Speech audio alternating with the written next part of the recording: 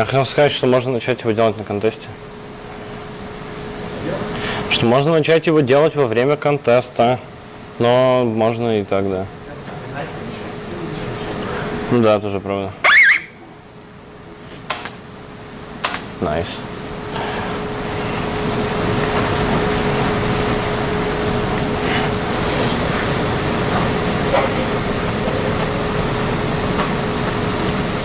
У тебя фамилия сейчас вот так транслируется? Лол. Это же, казалось бы, самый вообще безумно нелогичный вариант. Ой, меня снимает камера. Я чувствую себя некомфортно. Камера follows me. During the presentation, if you need any help, you can ask him, them actually, or me. There is a small chance I won't be here for the whole morning. I'm just not feeling well, so maybe I will be going back to the whole point. But if you need anything, you can ask them.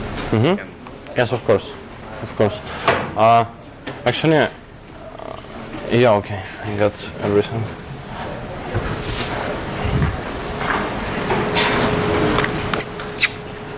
Excuse me, sir. Yeah. Just check. The room system sound is on. I think it's turned off. Test. Let me just turn it on. I think it's... I guess there is a button. Oh. Okay.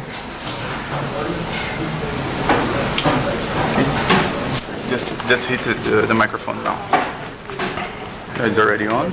Yes. Do you have a cell phone or something? Yes, I do. Microphone? Because we're here a little bit noisy. Okay. Maybe interference. Thank you. Just hit the microphone to test. Okay. Oh, okay. Маленько. Please, put it up. Just going to introduce you. Okay. And the camera is tracking you. Did he mention? Yeah, I know. I feel a little paranoid. She's following me.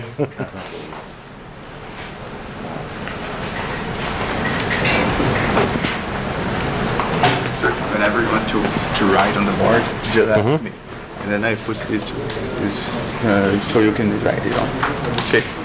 No, actually, I don't think that you'll need to get the screen up. I guess I can just write like on this two. It will be enough for me, and we can have the presentation. Whenever you need, you have this. Yeah, they told me all about it. Okay.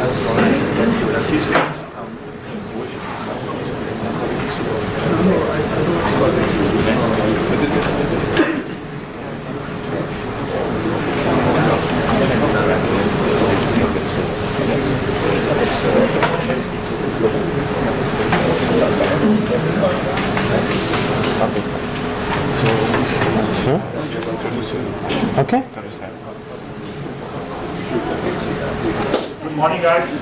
So we are starting our second week, and it's my pleasure to introduce you to Paterno Psychology and Artem Basilev. They are here to teach you this week, and as we did last week, they are going to handle all the training and all the next lecture sections. So for each day, they are planning new activities and going to help you on the problem solving. Thank you for being with us. Thank you, Artem. Thank you, Pavel. And they are all yours. Okay. Good morning, everybody. It's nice to meet you all. I've already been introduced, and I suggest we start today's discussion right now. So first of all, we are discussing problems that you were solving during Saturday's contest. It was Waterloo Training Selection 1.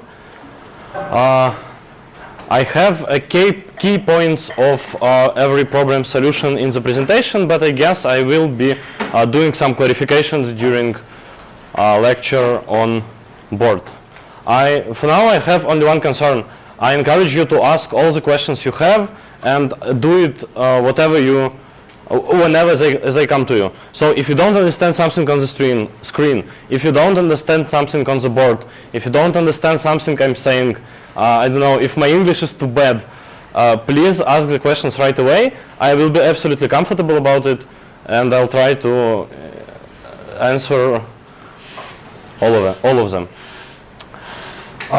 So let's begin with first problem A. As you can remember, in problem statement was that you have a standard tic-tac-toe game on some square board, and it was finished when there are similar signs next to each other. So what you needed to do is determine whether the game is finished, who won, or if there occurred an error during the game. So there are two winners, there are more than m similar signs next to each other, there are not equal amount of x and o's, and other stuff. So it was one of the, I guess, not hard problems of the contest. And to illustrate the solution, let's develop a solution only for rows. So for now, we'll consider that we can have like several similar signs only in a row, not in a column, not in a diagonal. And let's develop a solution for that case. We'll calculate some function, we'll call it left sub I sub j, and its amount of cells equal to cell with coordinates I and j to the left from the point ij. So the formula for this value is on the screen. We can calculate this function for all of cells in the time equals to amount of cells, and formula illustrates it. And after that, we can easily determine whether the game is finished or whether some error occurred. We can check if we have cells which contains in which a left sub I sub j is equal to m. If there is only one this cell, then the winner is the guy who marked this cell with x or with o. If there are several such cells, then we have an error situation. If there are no such cells, the game is not finished. And also we need to check if we have equal or almost equal amount of cells with x and o's. So I guess that's pretty much it. After that, we can develop two other functions. No, actually three other functions, like amount of cells equal to cell with coordinates I and j to the up. So it will be like left up, and right up. We'll calculate 4 different functions, and after that we'll have all rows, columns, diagonals considered. So, are there any questions so far? Please raise a hand who solved this problem during the contest. whose team solved this problem during the contest? Okay, please raise a hand who are ready to write the program for this problem now. Okay, nobody raises his hands. So what is the problem? What do you not understand? Anybody? Why are you not ready to write a program?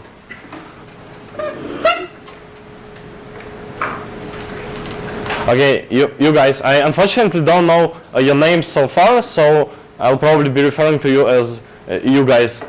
Why aren't you ready to solve this problem? Yeah, 3 guys in a row. Why aren't you ready? Yeah, I'm talking to you, 3 of you. They raised it there. Well, we saw a series of strange things that would not be able to happen in the game. So it would be error to be outputted.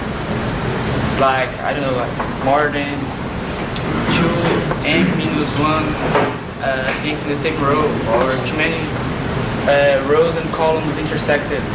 And we didn't know how to identify all of those cases. Okay.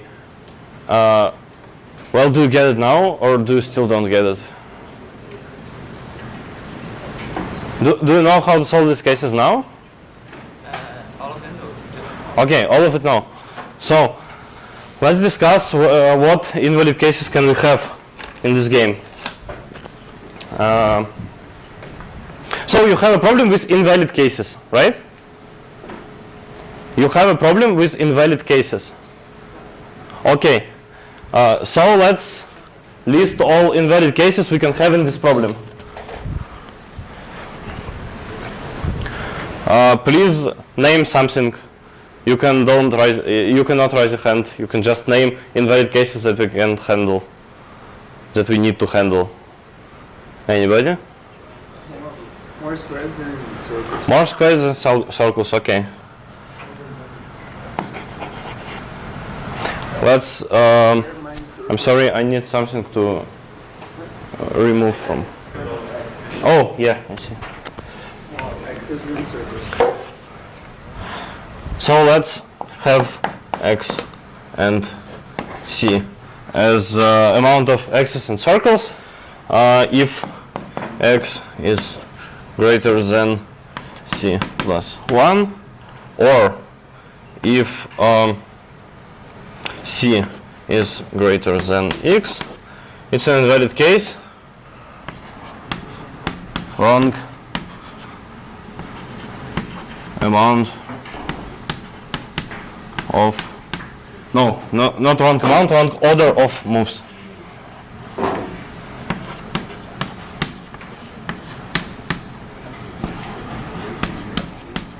Okay, other invalid cases. Once again? Yes.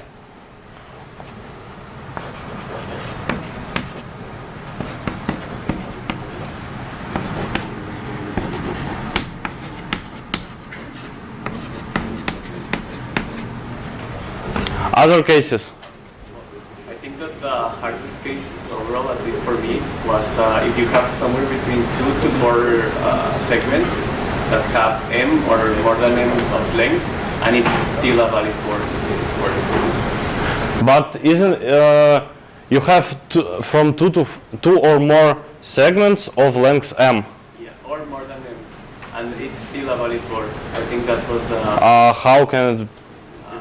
well, let's suppose that n equals 2, and you have an x here, and then a space and another x here. You can draw an x here, and that would Oh, okay, yeah, I got it. So okay, yeah, I got it. Let's have it. Could you make it a little bit bigger because of the camera? Okay, yeah. So yeah, let's call it case something like I don't know, last winning sign created several M sequences. And let's discuss how we solve this case. Any ideas? What I did is get a strong point, and that point is the point where the lines connect. So if from that point you move to all directions and it's lesser or equal to m the distance, then it's valid. Yeah, that's actually true. And I guess we can find this point, this strong point, we will call it, not like find an intersection of segments. I guess we can just find, I'll draw it. I guess we can just find the spot with a lot of x's. So we're finding the place where we have these several m sequences, and then we just can check all the and then we can just check all the cells in it. If we remove a sign from this cell, we would like remove all our m sequences. So what we need to do,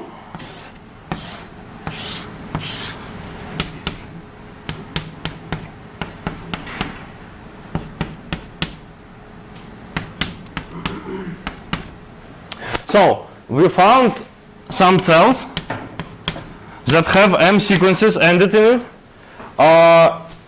like this one and this one and this one.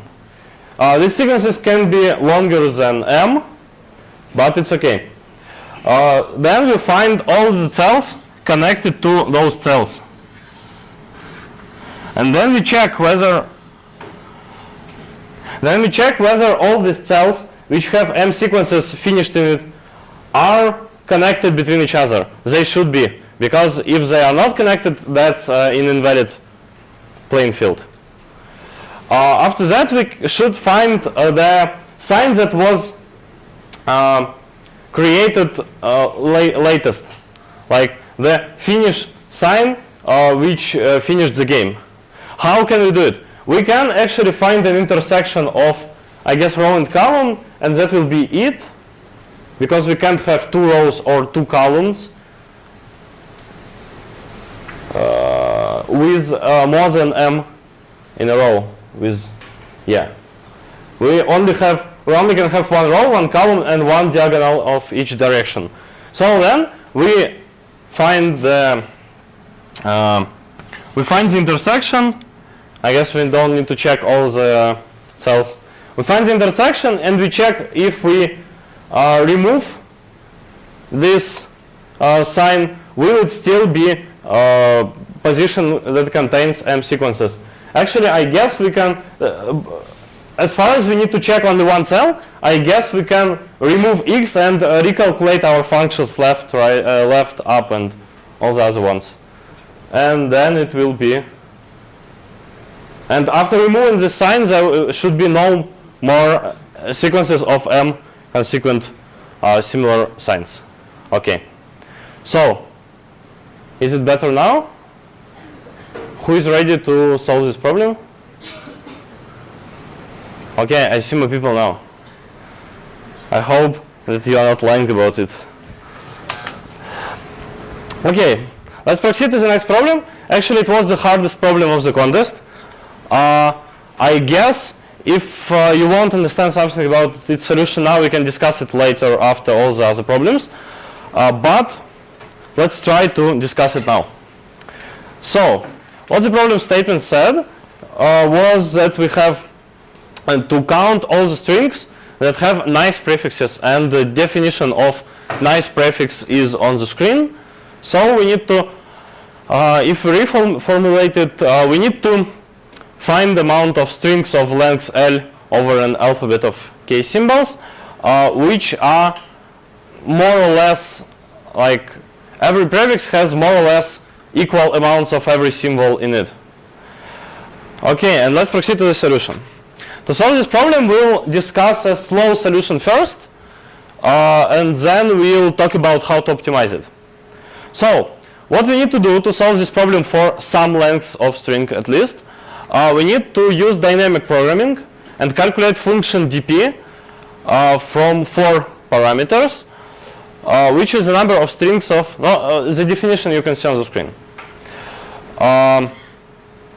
We can easily understand how to calculate it. It's like standard dynamic programming. I guess I won't turn off the lights anymore.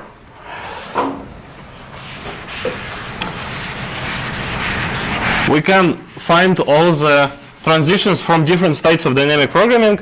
It's pretty much obvious that to state n, x, y, z, we can get from states with length n minus 1.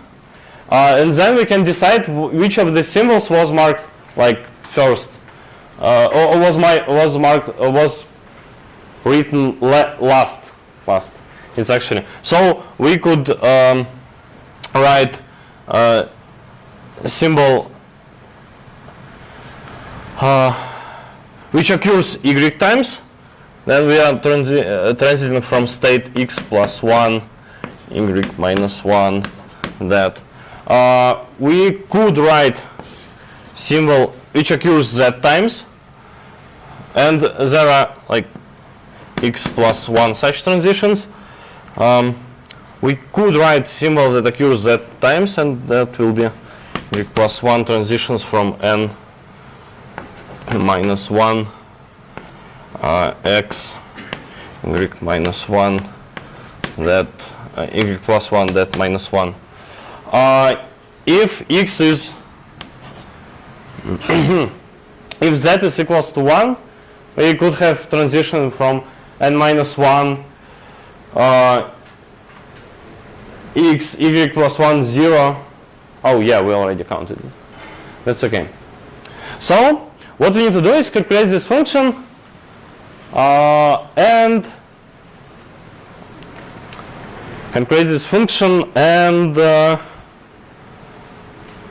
the answer for like length L will be the answer for the problem. But we have several problems. First of all, we have a lot of states for every n. If we are calculating it, we'll have around like 1000 and something states, and that's a lot. If we are trying to calculate it like any other dynamic programming, like just for I from 1 to n, for x from 1 to 50 and stuff, we'll get a time limit. So we'll use dynamic programming like speed up technique. It's standard speed up technique for dynamic programming. We'll use matrix exponentiation. So what we need to do is we need to find the matrix. We'll call it B, which works like that. We have a vector A, it's dp n minus 1. Then we multiply it onto matrix B, and we got a vector C, which is dp for n. So we need to find such matrix. It can be seen that this matrix will be always the same for every transition between n minus 1 and n for any n. And then we can get like nth degree of this matrix, multiply it on our starting vector, and get a solution. But still, since we have a vector of length around 1300, we'll need the matrix of size 100 and 1300 by 1300, and we won't be able to multiply matrix of such size in our time limit.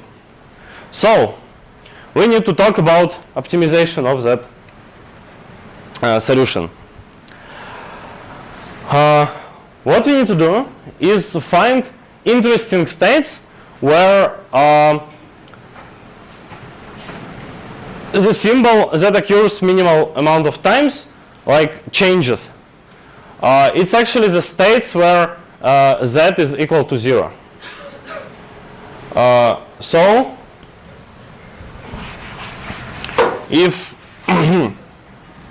if we were saying that, let me just check previous slide.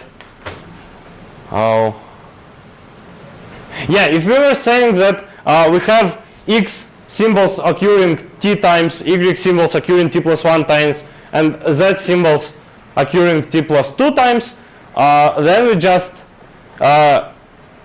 are saying that in interesting states of our dynamic, z is equals to 0. So let's calculate how much interesting states we have. Actually, it's not hard to calculate that if z is equals to 0, then x plus y should be equal to k. And that means that we have only like k states for every t, only k states of our dynamic programming for every t. So now our dynamic programming became like dp t x y, and that means that x symbols occur t times, and y symbols occur t plus 1 times.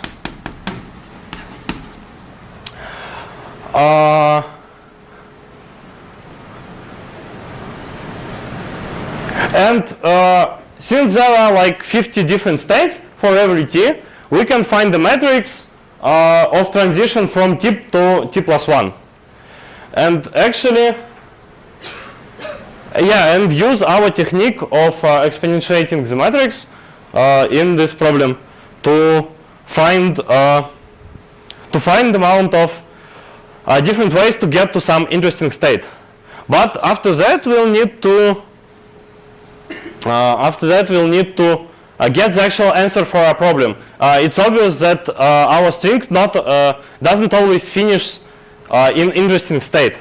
So what we need to do, we need to notice that like amount of symbols written after last interesting state might be can be like large. It is around like k or something. So what we need to do, we need to brute force last state, and last interesting state will have total complexity of k in third degree, and since we have answers for all interesting states, we can calculate an answer from the last interesting state to actually finished state. Then we get the sum of all this sum of answers for all these pairs, and it's answer for our problem. So it's like summary slide. It's very briefly describes what we did for the last several minutes. And is there at least someone who understood what we need to do here? Okay, that's great. Yeah, that's actually great. Is there someone who didn't understood anything at all? Okay, there are no such people. Maybe they're too shy to say it. Okay, well, actually, I don't know if you are saying that this problem is too hard for a team. It can be solved because only like 5 teams solved it during the actual contest, and no one solved it here. So this problem is like very hard. But I think that everyone needs to get at least first solution we discussed. It's a solution with like easy dynamic programming. I think that everyone needs to get it because it's pretty standard dynamic programming at all. But this thing with interesting states is really harder. Okay, but I hope that someone will like absolve it during the non-trainings times of day, and we'll see some solutions from you guys too. Okay, great. Let's discuss next problem. Next problem was called slalom. And what we had were several pairs of gates located on different heights and having the same width. And we needed to choose a pair of skis with maximum speed so we could pass all the gates. So it worked like that. We started here, we had several gates, and we needed to travel like here, here, and here. And every pair of skis had fixated like speed, fixated vertical speed, and the horizontal speed was can be chosen between horizontal speed at any time could lie in that range that was given. Okay, so first question, who solved it during the contest? Okay, more guys in problem A. That's good. It was, I guess, one of the easy problems in the contest, but okay. So we need to make like we need to figure out one fact, and then we actually understand how to solve the problem. The fact is on the screen, and it concludes to the fact that we can use binary search here. So if the pair of skis is satisfying, if we can pass like all gates with some pair of speed, some pair of ski, then we can do it with all pairs of skis with slower speed. And if we can't pass all gates, then we can pass it with any speed larger than v. So we can use binary search. Okay, who knows what is binary search? Oh, that's good. Yeah, I actually saw it in questionnaires that you filled for Gleb. So yeah, I hope everyone knows what's binary search. And last thing that we need to do now is check. It's the last point on this slide. We need to actually check how to if we can use some pair of skis. Let's discuss how can we check it. Well, general idea is on the screen. I'll draw some pictures that will illustrate how we are doing it.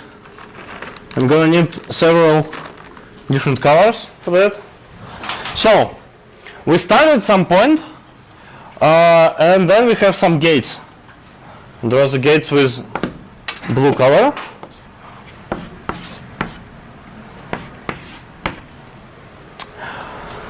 With our vertical speed and our possible horizontal speed, we can to the height I agree 1. Yeah, we can be in any point with x from formula on the screen. I hope everyone understands that. If no, please ask questions. So I'll draw the segment we can be with our speeds, with our vertical speed and possible horizontal speeds. We can calculate it by some formula. So after that, we know the fact that we should pass a gate.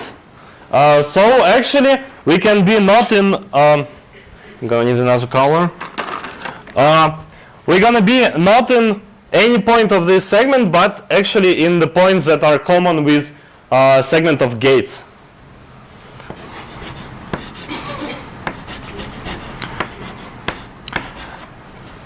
And that's actually the segment in one of the points of which will be when we are passing first gates. After that, we need to proceed to second pair of gates, 2, and there we could like draw such segment also.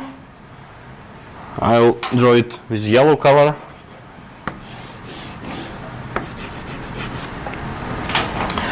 And then if we need to pass these gates and we need to do it, we can once again intersect these two segments and get the actual segment where we will be at this height. So if at some point like green, or is it yellow segment doesn't intersect with a blue segment, so segment where we can be doesn't intersect with segment of gates, then our speed is not satisfying and we need to use some slower speed. If we successfully finished at the last gate and segment is this intersection has non-zero length, then we can pass all gates, and that's a good pair of ski, and we can use speed with ski this or greater. So I guess that's it for problem C. Yeah. Okay, who is ready to solve this problem now? Okay, I hope that's true. Anybody have any questions at this point? Okay. So, next problem is problem D, and the statement of this problem is on the screen. What we needed to do there was divide some property items with some cost into two subsets which has equal worth, and we needed to maximize this worth. After that we were going to sell all the other items and divide the money. But we needed to save like most of the property, as lot of property as we can. So the general idea is we need to notice, to solve this problem, we needed to notice that we have only like 24 items. 24 items is not large amount of items, so we can use like 2 in nth degree different options, and it will still pass the time limit. So, but actually in this problem we are dividing all our items on 3 different groups, and one of the groups is the group which is going to Jack.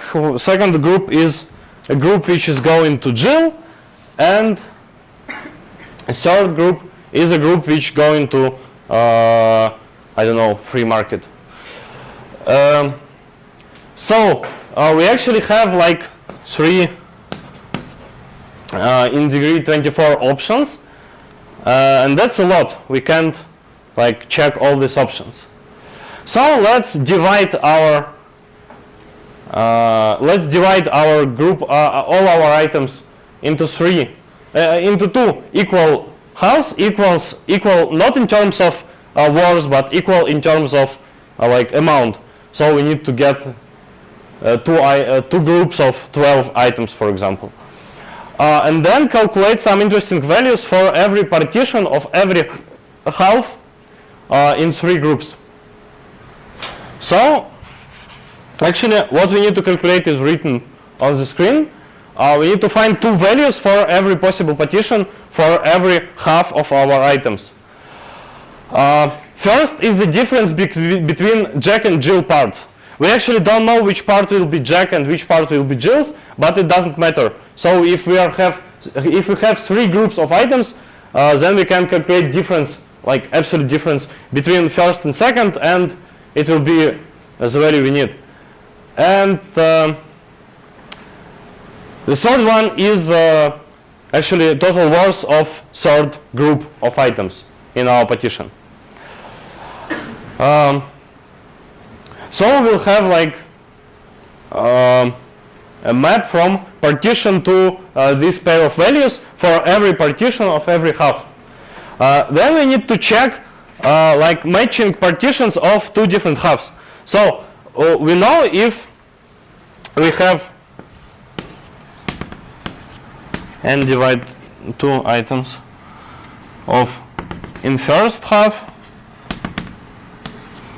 and divide on 2 items on second half, and we did some partition on 3 parts for this group and for this group for this half. Then we know the difference between first and second here is t. To get Jack and Jill's parts equal, we need to get a difference minus t. Since we calculated the absolute difference between first and second part, we just can switch first and second part in this half and get Jack and Jill parts to be equal. So as it's written on screen, we need to check all pairs from first half and second half with same difference between first and second parts, and find the pair with minimum total words. It will work in like 3 in degree 12 time, so it's good solution. I hope that you know it now. Anybody have any questions at this point? Yeah. Is it good to divide into more than 2 parts? Excuse me? Is a good idea to divide more than 2 parts? I don't think so, because you know why will we do it? Here we know that partitions of these 2 parts is has this equal difference between first and second, like first and second group of items. But if we have like 3 groups more than 2, then we will need to then we'll have like here difference x, here difference y, and here difference z, and we'll know only that x plus y plus z equals 0, and that will be actually harder. So now we can create like, I don't know. Oh, I have another interesting question. Who uses C++? Okay, who uses Java? Okay, no one. Oh, yeah. Okay, so since I'm talking to you, we can have a hash map from difference between first and second part to partition with this difference and minimum total worth of salt property. So we can quickly find the partition we need by difference. That's why it works with dividing on 2 groups. Okay, so other questions? Okay. Are you trying to ask a question, or are you just doing that? Okay, good. Let's proceed to the next problem. There's problem E, and it was called night strip, and I guess it's pretty like common problem.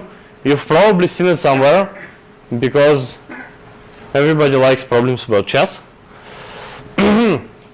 So what we needed to find was just shortest path from starting cell to finishing cell with knight who goes like ordinary chess knights. It looks like you actually had all options he have in the problem statement. So the knight is going like this, and this. He can get to 1, 2, 3, 4, 5, 6, 7 to 8 points from his point, and that's pretty standard thing.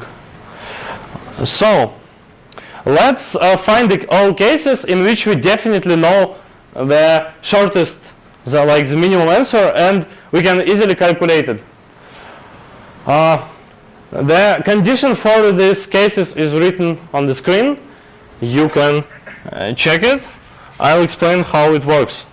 Like, what we can easily do with our knight, we can easily go to a point which coordinates differ by 3, like x differs by 3 and y differs by 3. We just need to make such pair of moves.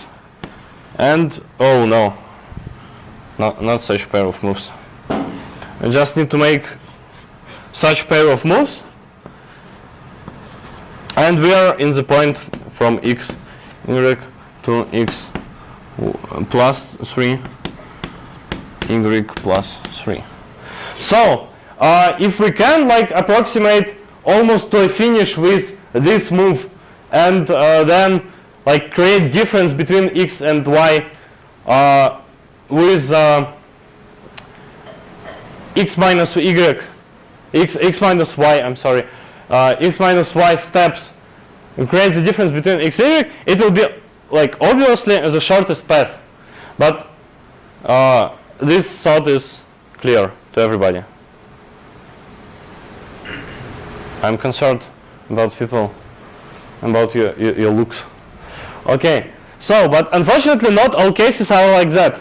We don't know, like we can got a case that is not like that, and we don't know how to calculate it then. So any ideas? What are we doing next? I know that people solve this problem. Say something. Well, there are the general cases. You move diagonally and then diagonally put more up, or you move up and then diagonally. I didn't get that. So what you want to do? You want like, can you explain again? Well, first I made sure that I get the absolute values of x and y, and then I made sure that x is smaller than y. That way, y could be either here or here. And here's the start point. So you move like kind of like this, and then diagonally. Move like this, and then straight up. And those were the two cases. Oh, okay, it works. No, actually, yeah, I think that will work. But I wanted to propose like different solution, a little bit different solution, because probably I'm too lazy to think about if it will work with different moving strategies. So in your solution we had like 2 moving strategies, and mine we have for now 1, and then we can do like some pre-calculation and calculate distances to the nearest points of our start. It can be like square, I don't know, probably 20 on 20 will be enough. So we have distances from here to all other points. We'll use BFS, breadth first search for it. So we have distance to every other point in this square, and after that we can check all squares, all cells of this square, whether they satisfy our condition about like obvious shortest path. Yeah, and if cell is satisfying, we can like find the minimum of such cells, find a cell which satisfies our condition, and sum of answer from start to this cell and from this cell to finish is minimal, and that will probably work. I guess that's it for problem E. Any questions at this point? No questions at this point. That's okay. So next problem will be problem F, and it's called paintball. And what we had in this problem was, I think I will have to draw some pictures here as well. I tried to draw them in like Paint yesterday evening, but I haven't succeeded.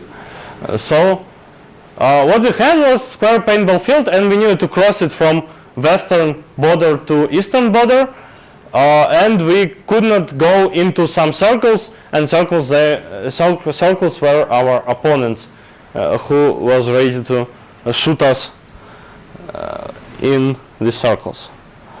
So what we need to, that's the last slide for this problem. What we need to go, let's notice that we actually can go like anywhere but the circles, and we need to start at northern point and finish at northern point also. So it would be nice if we could just like travel along the northern border from start to finish, and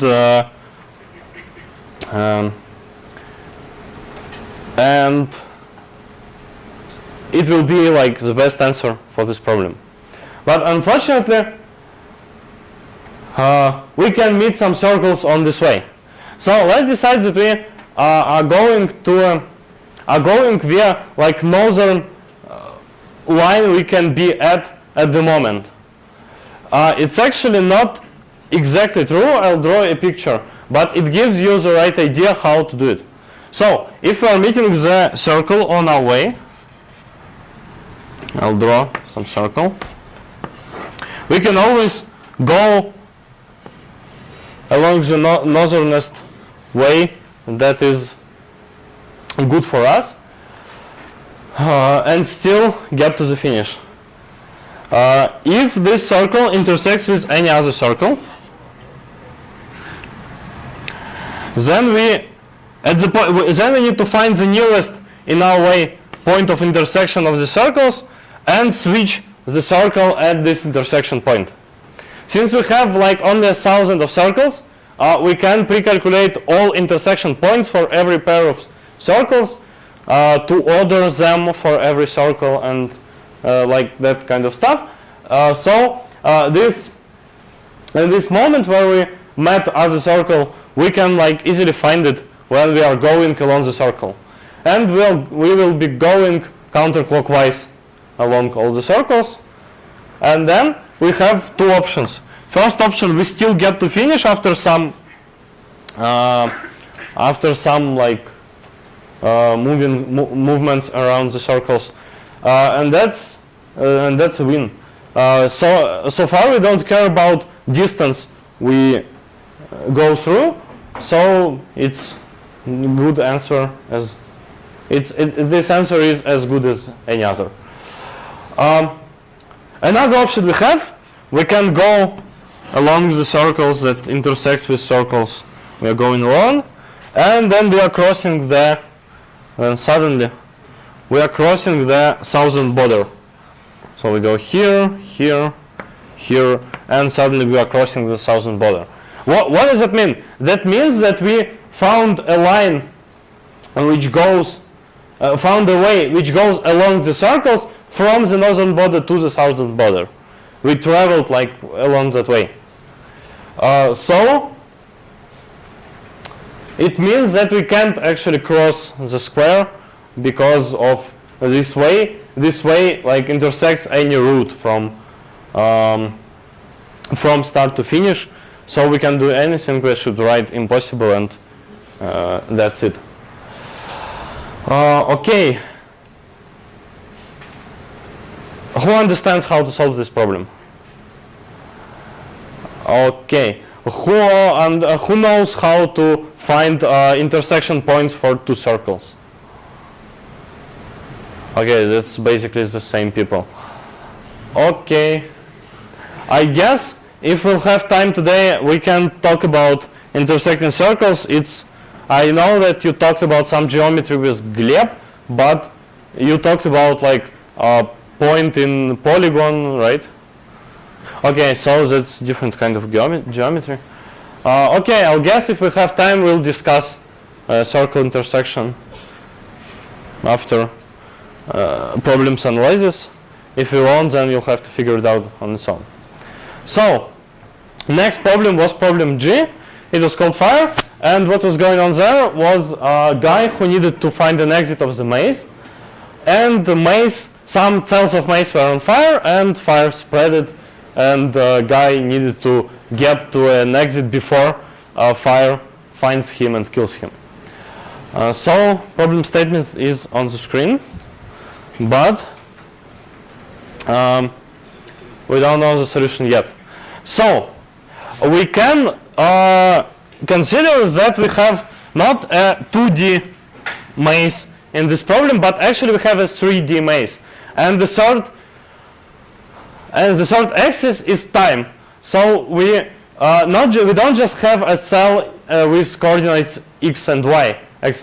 We have a cell with coordinates t, which is moment of time, I don't know, amount of minutes from the start, and x and y. So it's 3D maze, and this maze doesn't change. So if we had like original maze that changed every minute because fire spread it, this 3D maze doesn't change because we have all fire already spread on every level. We know for any point if it's on fire or no, and it won't change. So we can actually use breadth first search and find the way out, find an exit. Okay, who knows about what is breadth first search and how it applies here? Okay, great, everybody. That's great. But we have a problem which is discussed on the next slide. If we are trying to estimate the size of our 3D maze, it can be large because original maze was a square 1000 on 1000, but here we have third dimension, it's time, and what can be a maximum amount of t if we want to, what can be maximum value of t in this like formula?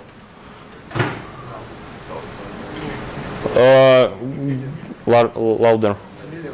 A million, yeah, because actually t is equal to an answer to our problem, to amount of moves from like from start to finish. It can obviously be around n on n, because we can have like road like this, and then maximum value of t will be around million, and it's a lot. But actually, let's notice several facts about this maze. First of all, we don't need to store all the values. We can easily check for any 3D cell. We can easily check if it's on fire. To do it, we need to find the nearest fire to every cell of the maze and remember a distance to it. And if t is, I'm talking about this t now, like this t. If t is greater than distance to the nearest fire, then a cell's on fire. In the other case, it's not on fire, and so we can easily check for any cell if it's on fire. We don't need to store this information. And actually, total amount of cells we need to go into is around 1 million also. I'm talking about 3D cells. We don't need to visit more than 1 million 3D cells because we don't need to visit 2 different 3D cells which corresponds to one 2D cell. We don't need to visit one cell of the original maze twice because it makes no sense. So that solves our problem. We just have our BFS. We put our cells in queue, go around that queue, and basically that solves the problem. Okay. So next problem was called Alaska. I'm not sure if we have to discuss it because probably no, not actually everyone solved it. Okay then. It was the easiest problem of the contest. We needed just like order all charging stations along our route from one Alaska point to another Alaska point and check if two consequent stations had a distance between them less than or equal to 200 miles. I don't know what can I say about this problem besides things I already said. I guess we can proceed to another problem.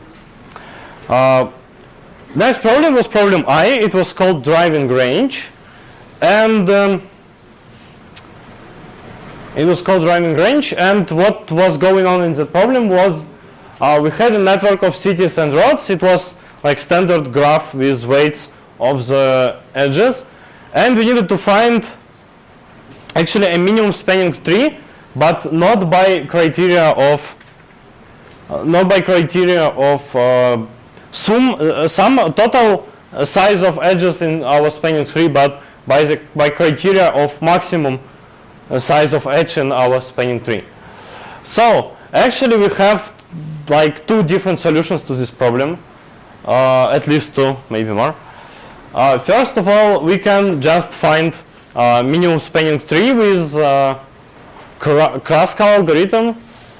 Who knows what it's about? Okay, almost everybody. That's cool. It works when we need to find the spanning tree by this criteria of maximum edge. And on the other hand, we could perform the solution I included in the presentation. We could notice that our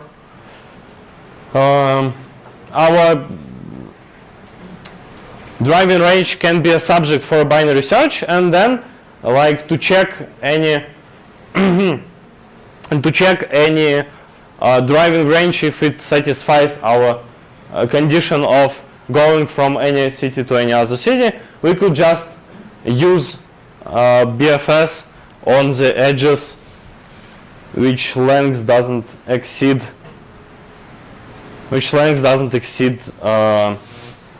x, if x is our driving range. Huh? Oh, I thought something was wrong.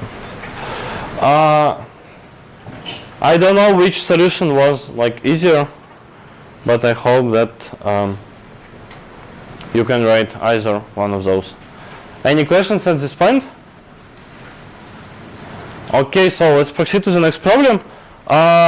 Analysis for this problem slightly differs from analysis for other problems because one of the solutions for this problem involves polynomial hashing of strings. Who knows what this is? Oh, actually a lot of people. That's strange. Because I saw it like questionnaire where a lot of people checked that they doesn't know that thing. So it's slightly more like thorough analysis for this problem. Okay, and we'll see. So what we need to do, we need to find most popular x letter word for every possible x which has like only at least 2 equal words of this size. And actually this problem has a lot of different solutions. You can use your favorite suffix data structure, suffix 3. You totally can use suffix 3 here. You probably can use suffix automaton here. I don't know if you can use suffix array here, but probably can. And I think the easiest solution is not based on some suffix data structures. It's based on calculating polynomial hashes. If you know what this is, it's great. So I'll prepare some slides about polynomial hashing. I guess I'll just go with them like pretty fast. So what we need to do, we need to create function from string to integer numbers, and this function should give like good randomly distributed values on different kinds of strings, and we should be able to calculate this function for all substring of s in written on screen time. Because if we won't be able to do it, we can solve our problem with it. So our following function is considered good. Everybody often use it. The properties of function is on the screen. I'll just say that on the other slide we are going to calculate all hashes for all the substrings of our string, and this function won't actually work. Actually we need function like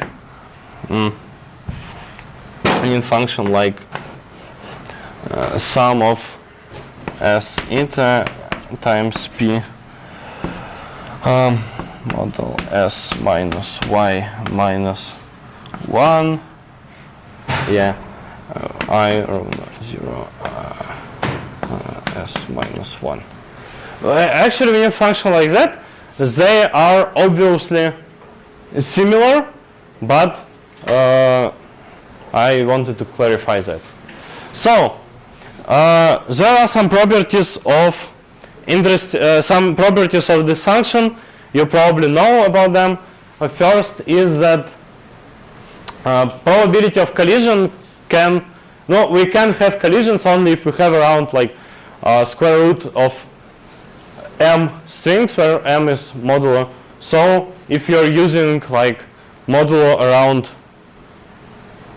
if you have around like 1 million strings, you can use like 10 in 12 degree modulo, and it will be probably fine.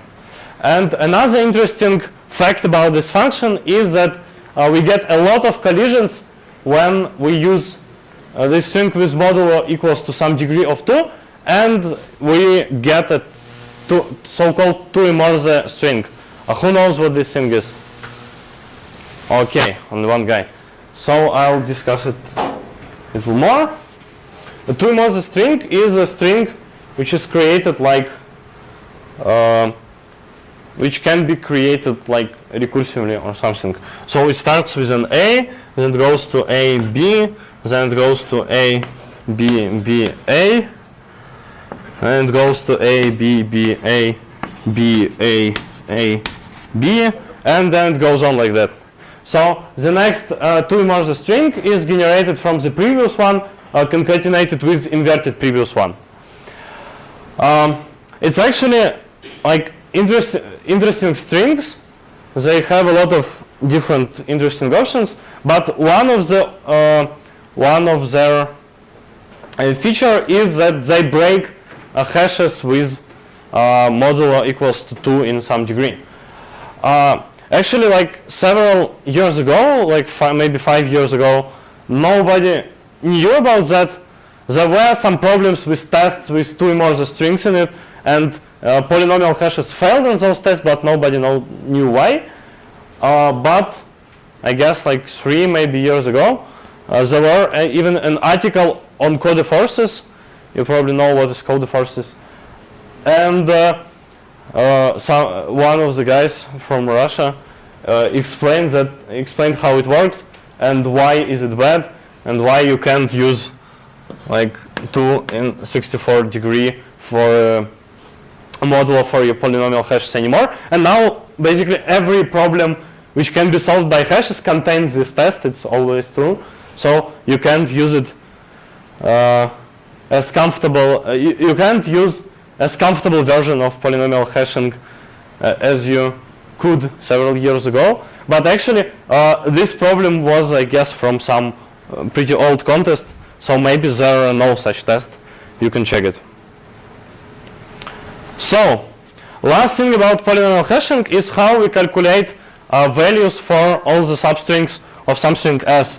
It's easy to notice that a value of hash function for some substring can be calculated from the value of the substring which is shorter on one symbol than our substring. So if we had this substring, we needed to calculate hash value for her, for it. We could use hash value for this substring, multiply it on our P, add another symbol, we'll call it as jita as on screen, and that would be it. So basically we can write like 2 for cycles and calculate all hashes of all the substrings of some string for odd S squared. Okay, so how are we solving this problem? First we calculate hashes of all substrings and store these hashes in some kind of data structures like maps. I don't know, hash map, tree map in Java, map in C++. And for every length we store for every length we store a map from hash to amount of occurrences of this hash, and we store and actually we store another map from a hash to a string that gives this hash. And then we can easily find the most popular string for every length. We actually don't need even to print such string. Yeah, so probably we don't need to store another map. So the presentation is correct. Okay. And actually we can notice another thing. I was telling about square. I was telling that we should have a modulo which is like as a square of amount of strings. Actually we have like only different we have only lengths as different strings in one set. We compare only like as different strings with each other, so we probably can use like some small modulo here in this problem. So what's the time now? Okay, 9:36. Then we proceed to the next problem. The problem is called fairy loading, and what we needed to do was divide some set of cars onto 2 subsets which have almost equal total weight. Almost equal was defined as you can see on screen. So what we needed to do, we needed to find such partition on two sets, and it was guaranteed that it always exists. So let's simplify our problem. The main difficulty in this problem was that car weights was real, not integer. Because if they were integer, we could just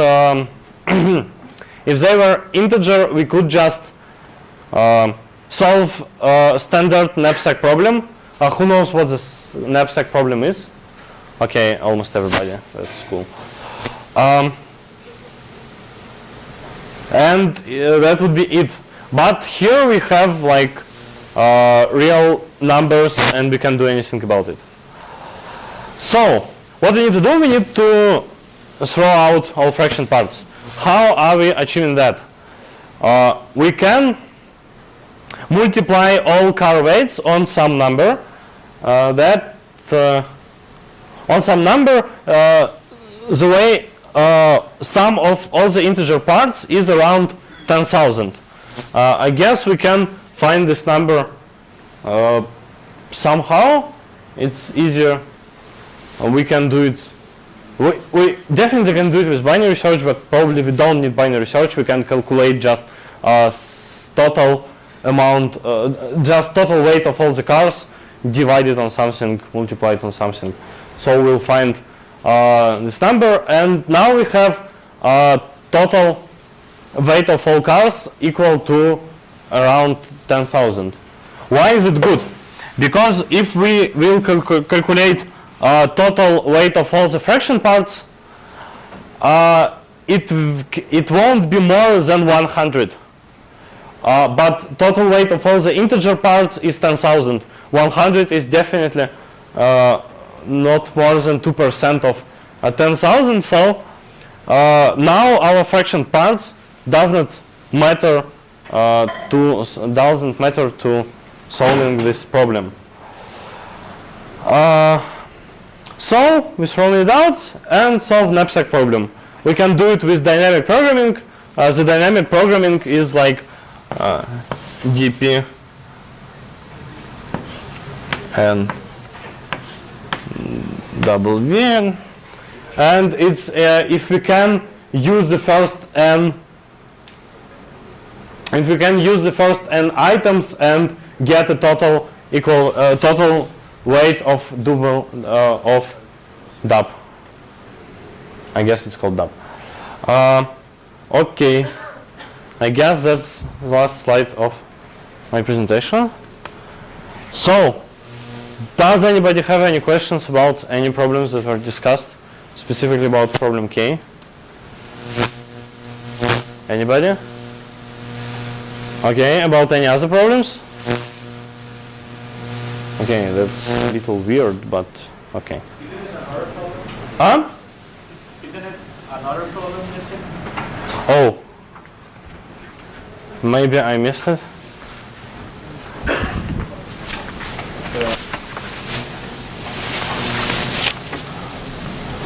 Oh yeah, I forgot to prepare slides for it.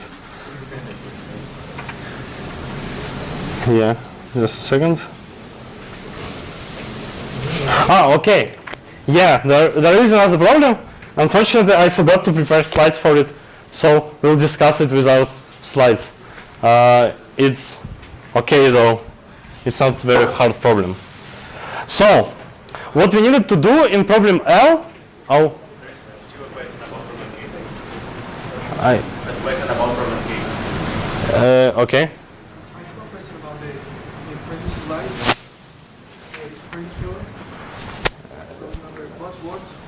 Okay, so what's your question? When you calculate the polynomial hash for the next number, you don't have to model by m too? Yeah, you need. Because I was with the slide, and when you calculate the next value, it Okay. doesn't point. Okay, so you are saying that we need to get to divide. No, you have the polynomial hash for a sequence of numbers from 0 to e. Right. Okay. So when you need to calculate the next number, Okay. then you have to lose the s sub I position and multiply by p, and then mod by m to. No. Why do you need to? You need to multiply it on your base. The piece called base. Then add next symbol. Then modulate by m. Yes. So you need to do only everything at once, probably. Ah, okay. Okay. So I think like formula from the screen will work. So let's get back to problem. L. What we need to do? We could do only one. We had an array of numbers. We needed to order it by their value, and we needed to order them in minimum amounts of simple swaps. What is simple swap? Simple swap is like exchange of some neighbor elements, some consequent elements in the array. So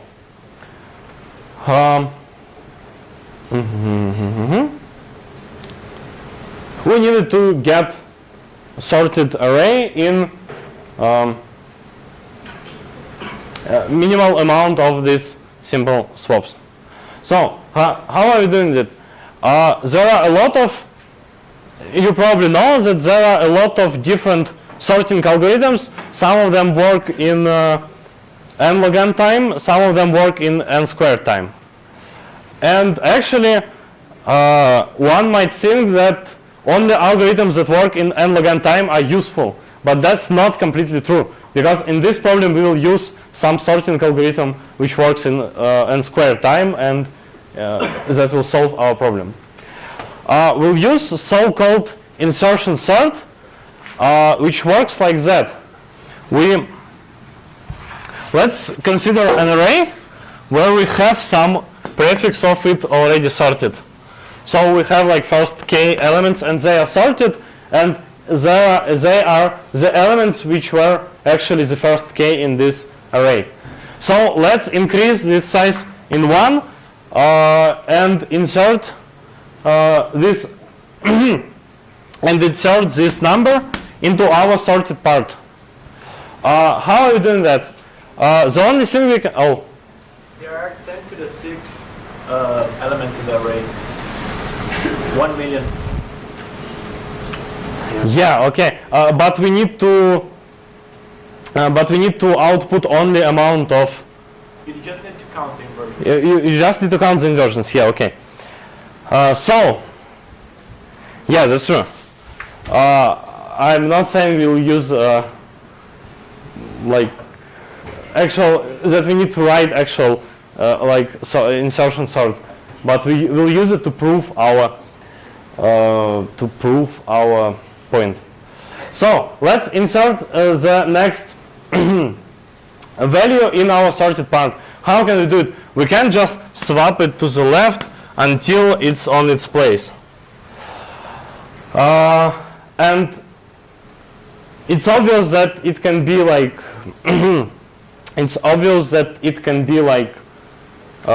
total n square of swaps, but it's okay.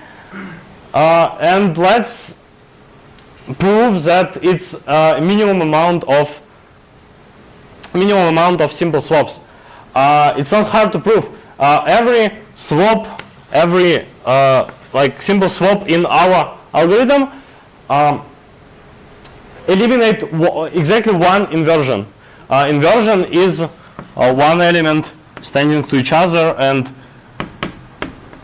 element x staying to the left of the element y, and element x is greater than element y. It's called inversion. No, they can stay not next to each other. Anyway, one simple swap solves eliminates exactly one inversion, and it can't eliminate more than one inversion. And in our algorithm, it eliminates every one of them. And it's obvious that in sorted array, there are no inversions, so we need to eliminate all of them one by one.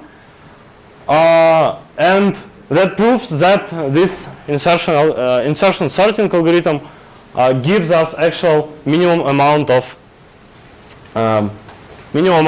simple swaps.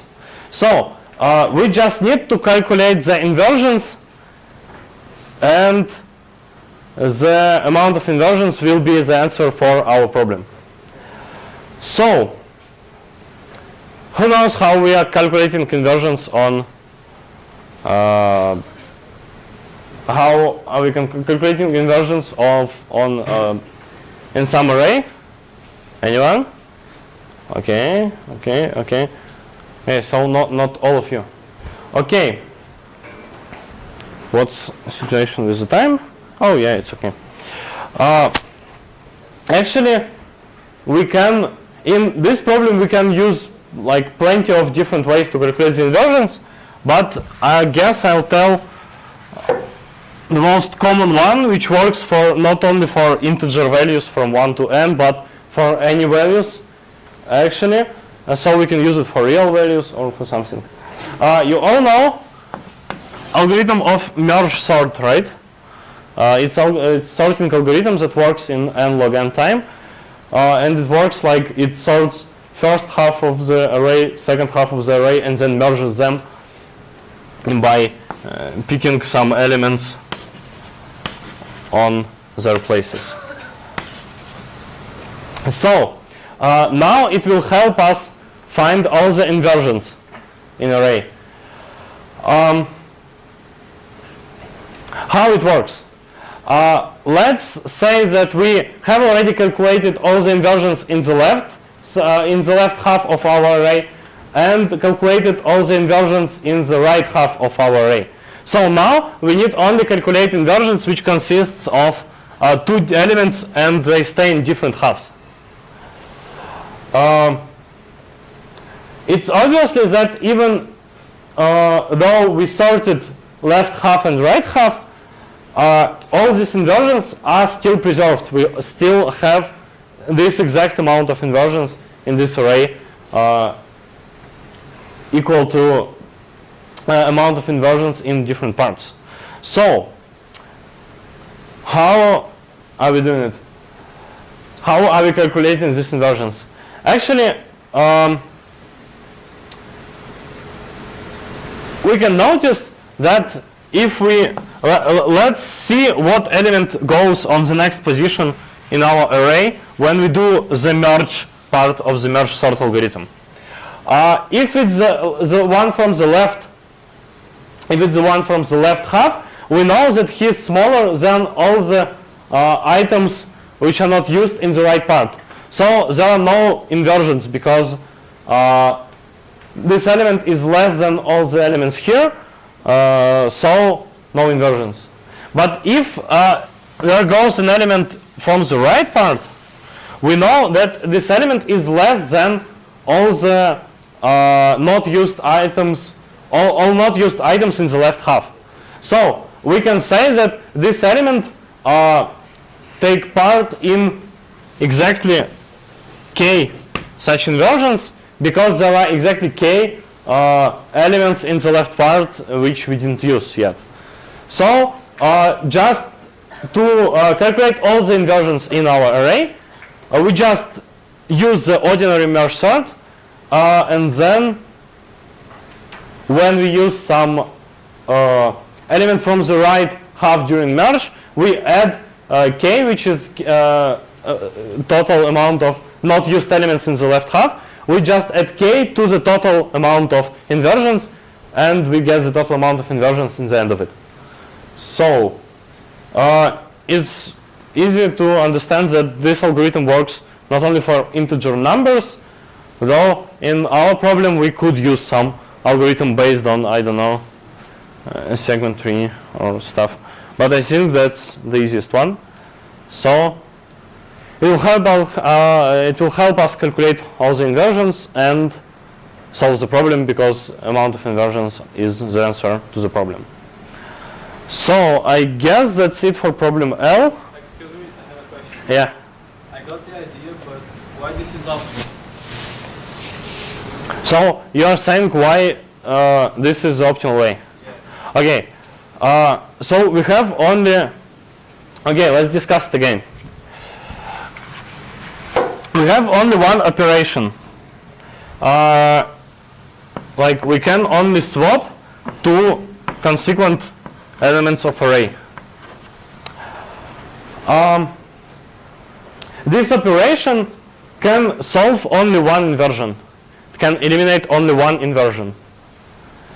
That's pretty obvious. So it can create one if we are swapping elements that are ordered already. But it can eliminate at tops one inversion.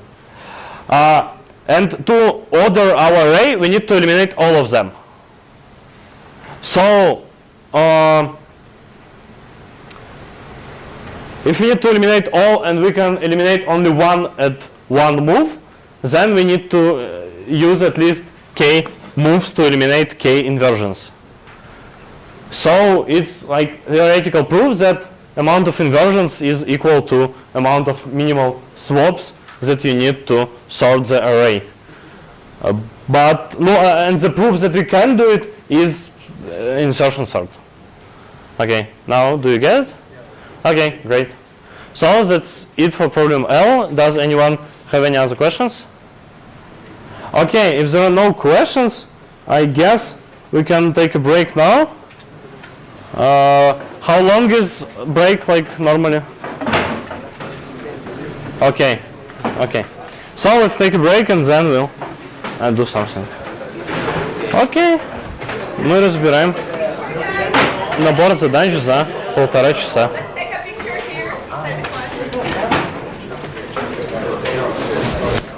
Okay. I think I had a simpler idea. We just need to define a function that receives x and y and returns the vector you want to sort is a. Okay. Returns it ag of x is smaller. So you define an array id. id of I is equal I. Okay. So you sort id based on that comparison function. What we need to compute now is the distance between the id of I and I. Yeah, that's actually true.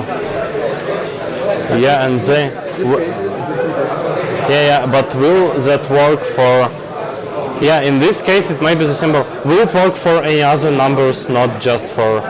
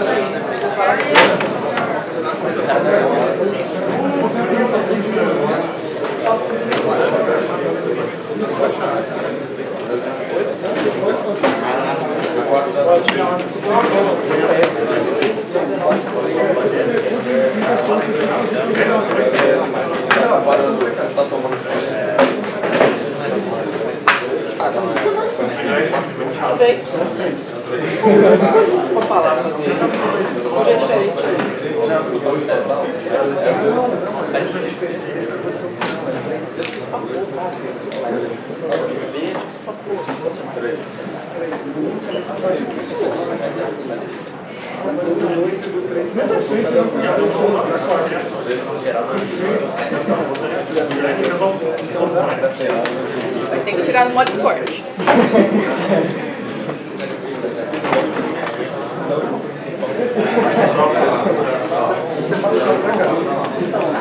Tá, agora eu descobri onde é que fica o cartão de memória dela. Desligar o círculo.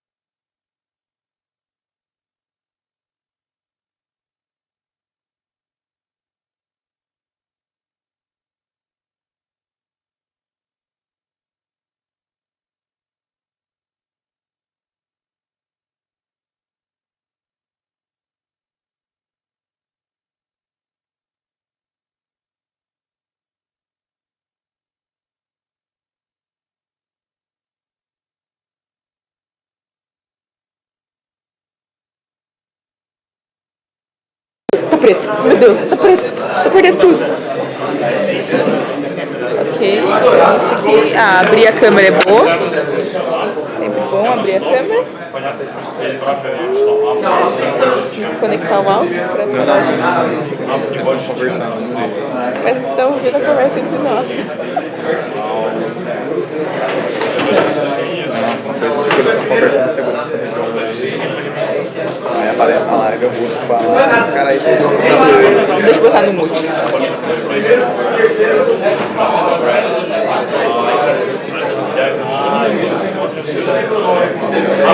Acho que só tem mute no microfone. Então, funcionando. Não, tá funcionando. Nossa, conversa muito.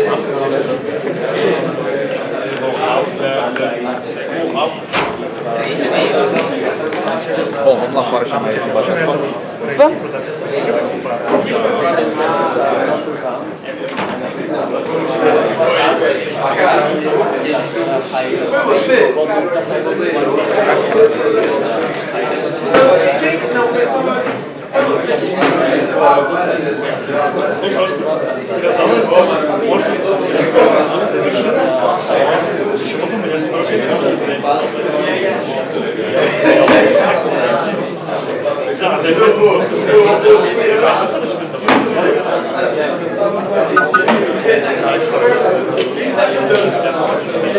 Já morreu na fala.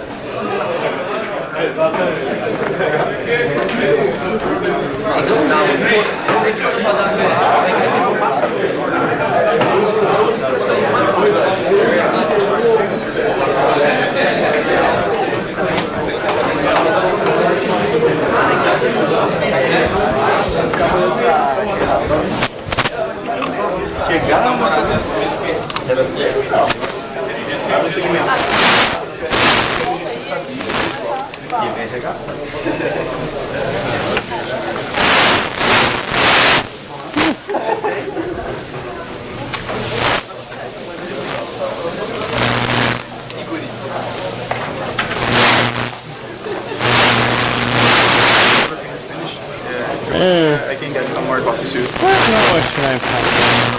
Yeah, that's okay. I'll drink something after the lecture.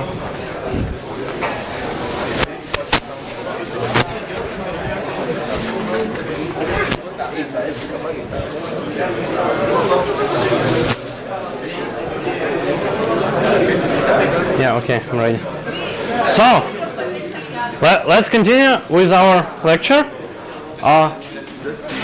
Microphones are on. This is on. Let me see the other one.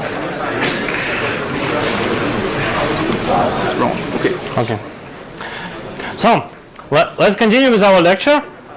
Since today is our first day, I wasn't sure if we were going to make it on time with the problem analysis, but now I know that it takes like 1.5 hours, and I'll probably arrange some schedule of our next lectures.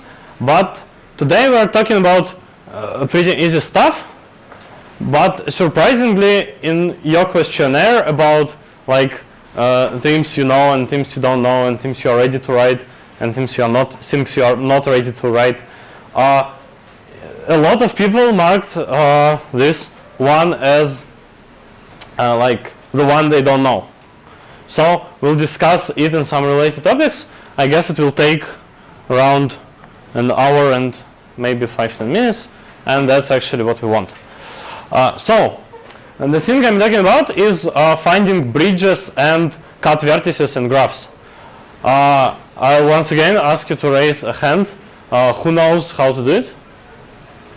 Oh, and here are like not all of you, but a lot of you.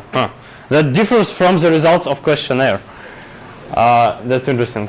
Okay, so first of all, before talking about finding bridges and vertices, we'll talk about in general how we do depth first search and how we can like improve it a little bit and use for different purposes.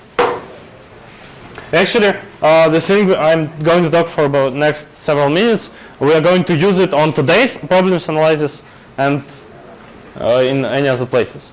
So I guess you all know how works depth first search.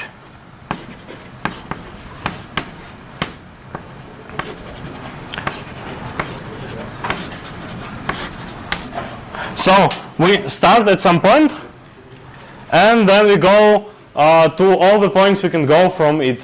We go to some random point we can go from our start point, then we try to proceed to another point, try to proceed here, go back there, go there, go back there, go there, go along these edges, and that's it. And then we go back, and go back to start. So what is going on? Let me draw last arrows. What is going on? We visit on every vertex. We visit it once.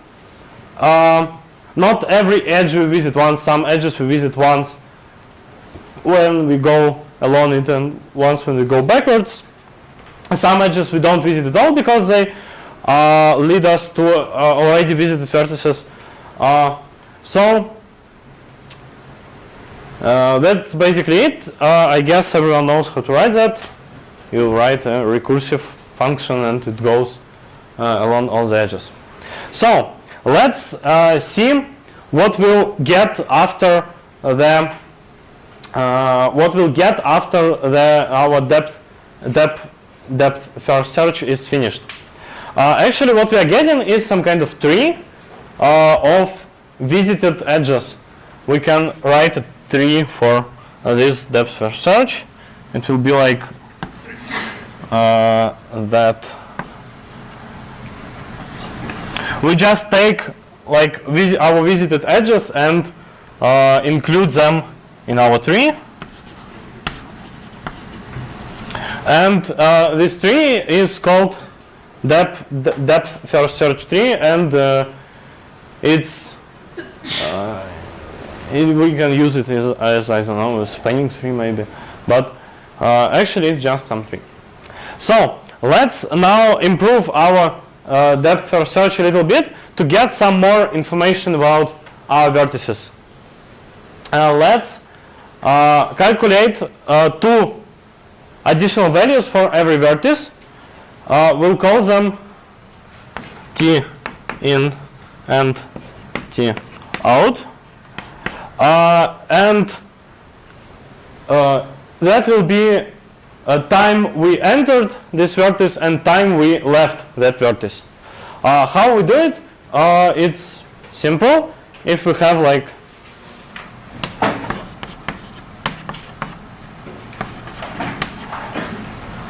some functions that does depth first search,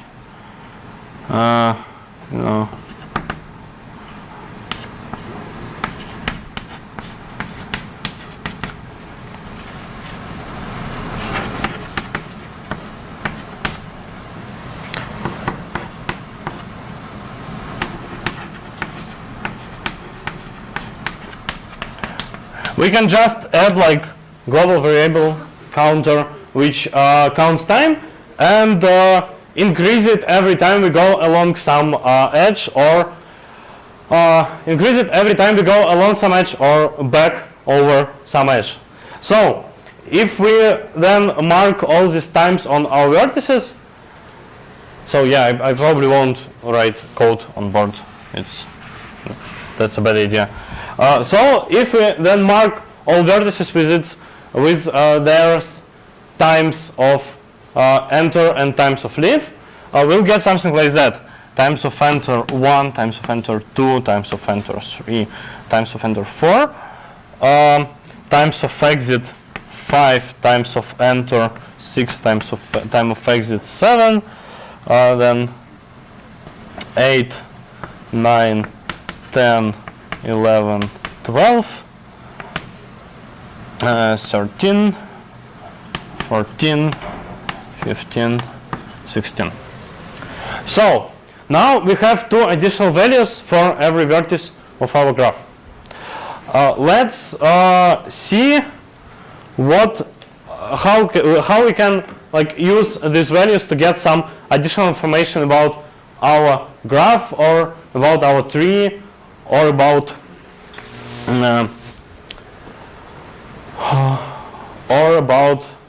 I don't know, about anything. So first of all, interesting appliance of these numbers is to get an information about vertices of our tree. We can easily check if we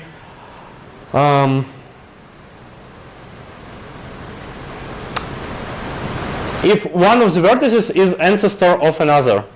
So I don't know, someone tell me how to check if 2 vertices are ancestor and predecessor of each other, knowing these times of entering and leaving the vertex. I guess you should know it.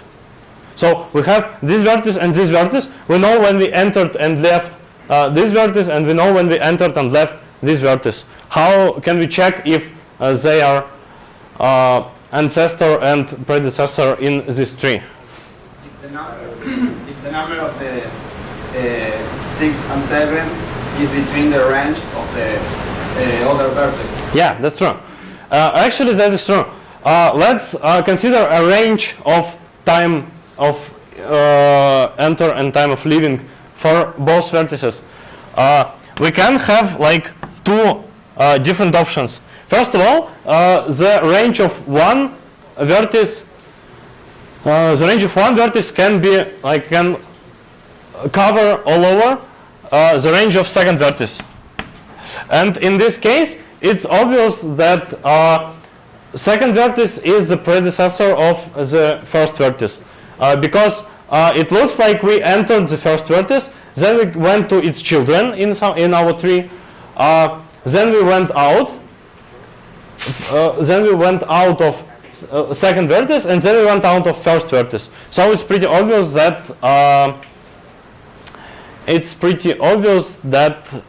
we that one of the vertices is an ancestor of the other vertex. This application of these values used in different LCA algorithms. Who knows something about LCA algorithms? Okay, a lot of you. Wow.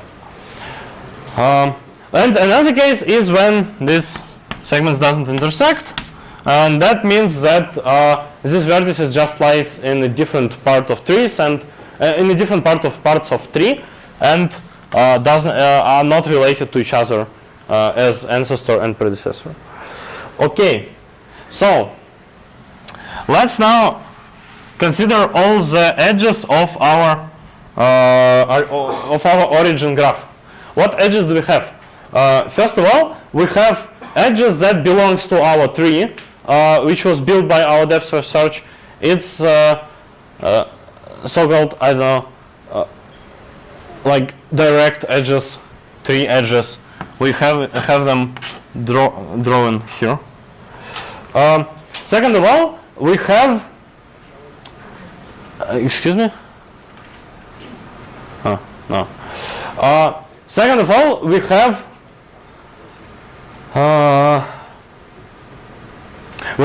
some other types of edges which are not included in our tree. First of all, it's the edges that these edges makes cycles in our graph. We can mark them as red, and they go from some vertex to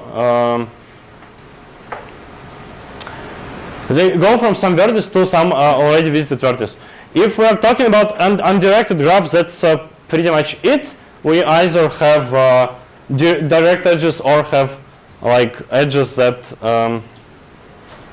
or we have edges that make cycles, or if we're talking about directed graph, we have third type of edges.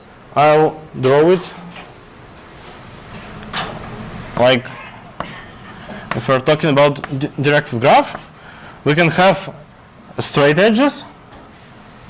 Let them stay white. We can have reverse edges, which makes us cycles, and we can have like crossing edges, which goes from one part to another, and don't make a cycle in our oriented graph, but don't belong to tree of our graph. So it's obvious that we can differentiate edges with using these times, because if the edge is going from ancestor to predecessor, then it's obvious tree edge. If edge is going from predecessor to ancestor, it's obviously a cycle edge or like reverse edge. And if the edge is going from one vertex to another, and these vertices aren't ancestor and predecessor, then it's obviously a crossing edge. So it's another like usage of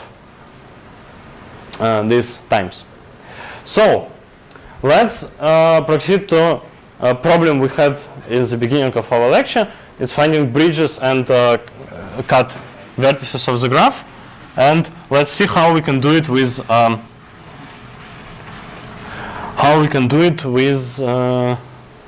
our times of entering and leaving the vertex. So consider we have some graph, and we have some edge in it. First question, first question is what's a bridge? Answer is pretty simple. The bridge is an edge which, if it's removed, graph is splitting into two parts. So like in this graph, there is only like one bridge, and it's obviously that if we remove any other edge, then the graph won't fall apart, but if we remove this edge, graph will fall apart. So it's a bridge. So first question is, what can we say about like type of the edge which can be a bridge in a non-directed graph? Well, what can we say about its type? Yeah, it should be 3-edge, obviously, because we mentioned before that if it's reverse edge, then it makes a cycle, and if an edge lies on a cycle, then it obviously can be a bridge, because even if we remove the edge which lies on a cycle, there still be a way from one of its ends to another via some other edges, because it lies on a cycle. So yeah, it definitely should be an edge of a 3-edge, or as I call them, like direct edge. So, but it's obviously that it's not enough. We should do some other calculation to find out if it's bridge. Let's find another value for every vertex. We'll call it like T up, and it will be like the minimum time of entering of the highest vertex in a tree. We can go from the subtree of our vertex. It's a long definition, but I'll draw it like I'll draw a picture to explain it. So we have our vertex. We have T in, T out, and we'd like to calculate T up. So we have a subtree of this vertex in our DFS tree. From this subtree,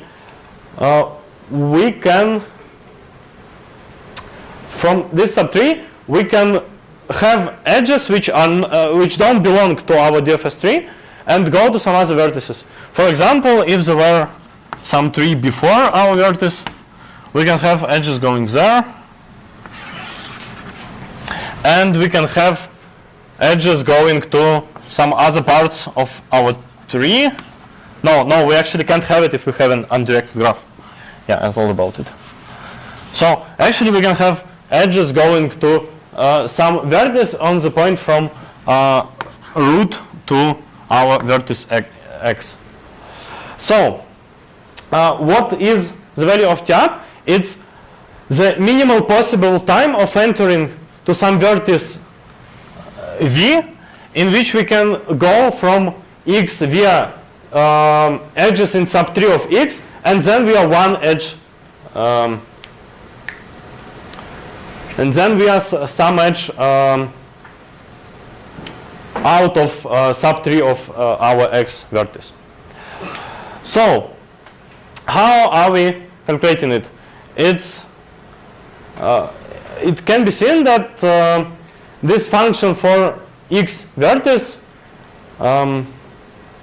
is basically minimum value of this function for x children, and maybe if we have an edge from x to some vertex on the way from root to x, then we can include its value to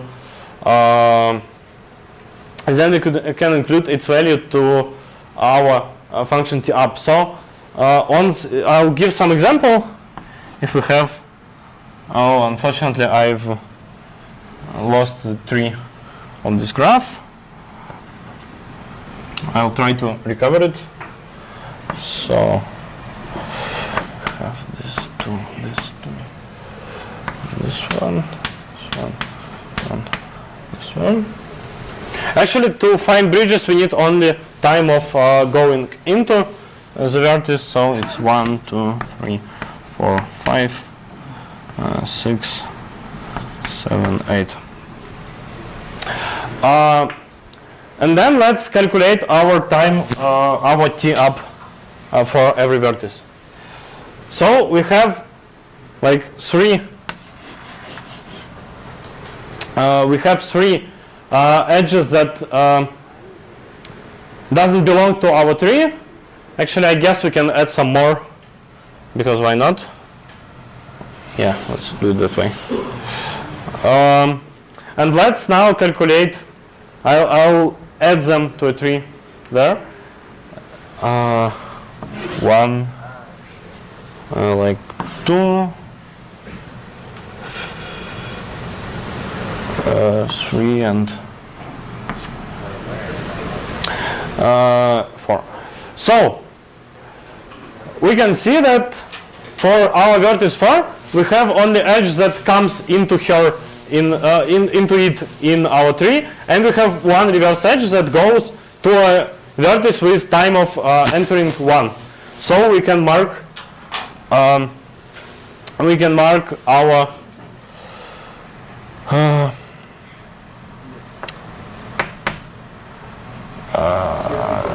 t-up, yeah, is equal to 1.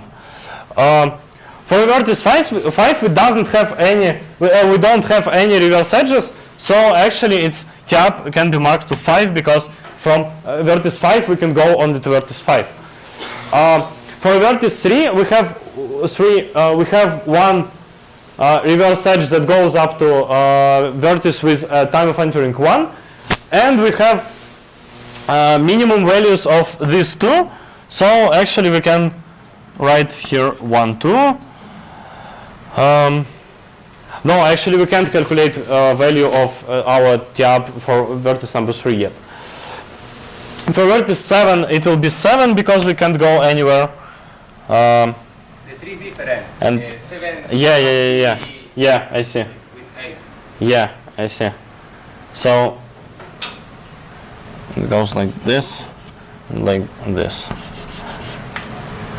So yeah, that's the actual tree. So for 8, now we'll calculate for 8 first. For 8 this time is 6, for 7 this time is 6, because for 8 is also 6. For 6 this time is 6. Will we have at least one bridge here? Yeah, we will. Let's destroy this edge to make it more pretty. For 3, we want to choose minimum value of 1, 5, and 6, because that's all the children of vertex number 3. It's obviously 1, and we have a reverse edge of 1. So we can mark as 1. For 2, it's also 1, and for 1, it's also 1. So how are we going to find the bridges now? Some ideas from anyone?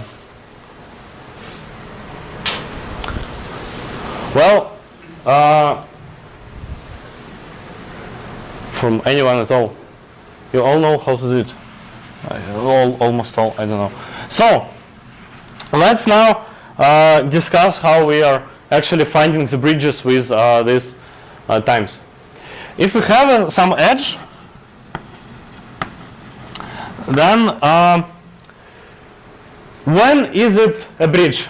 It's a bridge when we remove it and our tree falls apart, our graph falls apart. So that means that there should be no way from the subtree of this vertex to any other vertex outside our subtree. So we actually can do a simple check to find if its vertex if this edge is a bridge. If it's a vertex from U to V, if T up at V is less than, and T up at V is less than T in at U, then it's not a bridge. not a bridge. Because we can see that if T up at V is less than T in at U, then it means that we have some vertices, some vertice in a subtree of V from which we have an edge that goes up there to some vertice which is ancestor for our U. So actually, if we remove this edge, we'll still have a path from any vertex in this tree to any vertex in all the other vertices in our tree. So with this condition, we can check whether a vertex is whether the edge is a bridge. And that's yeah. It's less or equal? Actually, it can't be equal because oh no, it can't be equal. Yeah, that's less or equal. You're right. Because if T up at V is equal, then it means that we have some edge going from some of the vertices here to U, and that means that even if we destroy this edge, then we'll still have a path from any vertex to any other vertex. So yeah, thank you. Okay, I guess that is it. Yeah. Oh, I thought. Yeah. Are you sure if it's equal, then you can't go back, and then this edge you have to pass through this edge to Why? to this vertex. Like for example, to get to 5, the T up for 5 is 5, right? So there is no way. Yeah, but we are comparing T up at V. We are comparing T up for predecessor with T in for ancestor. For the parent, yeah. So now it's fine. Okay, great. So any other questions? Okay, so that's basically how you find the bridges in a subgraph. Okay then. Let's discuss cut vertices and maybe some other things after that. So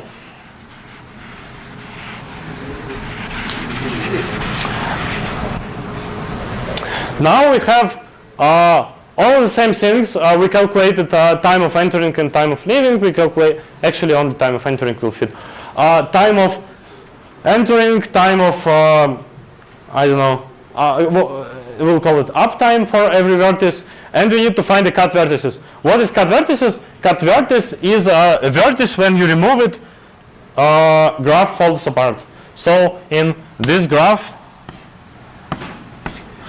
we have like one cut vertex because if we remove it, we can't go from these vertices to these vertices, and all the other vertices can be safely removed. If we add another part of graph, we'll have two cut vertices. Yeah, we'll have two cut vertices, this one and this one. So basically we can check whether a vertex is cut vertex with the same values. How are we doing it? Let's draw a picture again. So we have this vertex, we have its subtree. How can we check whether a vertex is a cut vertex? Anyone? You all know that? Okay. So basically the vertex is basically the vertex is not a cut vertex if we can take one of the vertices in this in the subtree and go somewhere upper than our vertex. We'll call it V. So what we need to do, we need to check whether time up at V is less than time in at V, and if it's less, then it's not a cut vertex.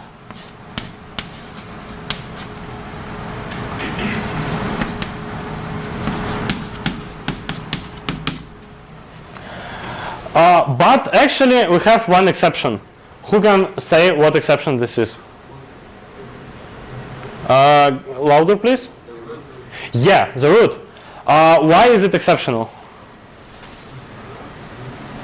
Because they don't have a parent edge. Yes, that's true. First of all, the root has no parents, so for him this check doesn't make sense. T up for root is always T in for root and is always 1. So actually when we have root, we need to perform even a simpler check to check if we actually have more than one tree edge coming out from root. Because if you think about it, it all looks like this. If the root is not a cut vertex, then you can go from any edge from it and reach all the other vertices during depth first search and then come back to root. So there will be only one tree edge coming out from root. But if we are standing in root and we know that there are two tree edges in it, two direct edges, then we know that there are subtree number 1 and there are subtree number 2 and they are not connected. Because if they were connected, then this edge will be like reverse edge and there will be some edge between these subtrees. So actually for a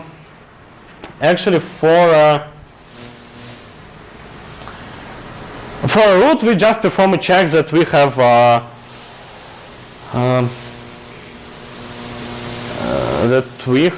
more than one tree edge coming out from root, and that's basically it. So does anyone have any questions at this point? Okay, you don't. So let's discuss another way of application depth first search to doing some things with graphs.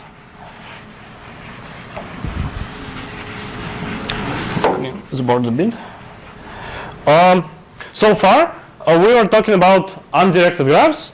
We managed to find bridges and cut vertices. Let's now talk a little bit about directed graphs. Who knows something about strong connectivity? Competence of strong connectivity. Yeah, that's not everybody. Okay, we'll discuss it. So, what is strong connectivity? Like ordinary connectivity components in undirected graph are sets of vertices that for which you can go along the edges from one vertex to another. It's defined like simple, so it's very simple definition. But for directed graph, this definition kind of doesn't make sense because if we can go from vertex U to vertex V along the oriented edges, then it doesn't imply that we can go backwards. So there can be a path from V to U, but this path might not exist. So for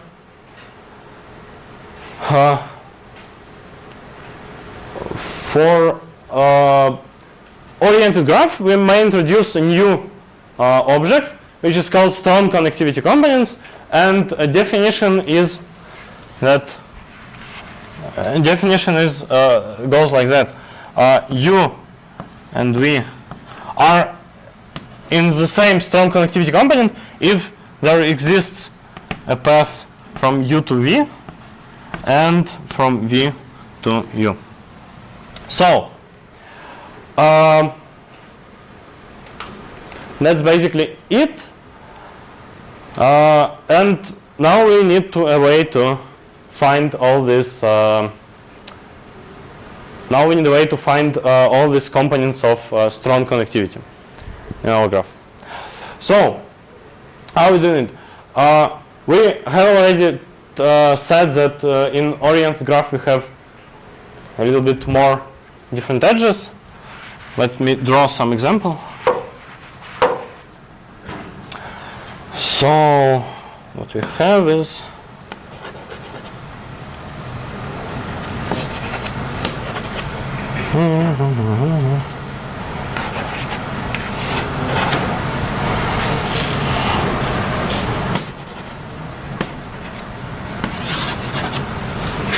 so yeah, that's it.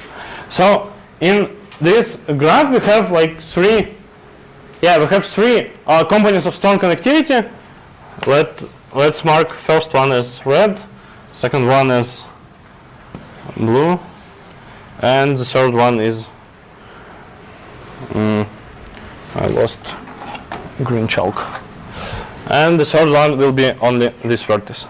So it can be noticed that actually two vertices are in the same strong connectivity component if they align on some cycle. If they align on some cycle, yeah, that's it. If they align on some cycle together.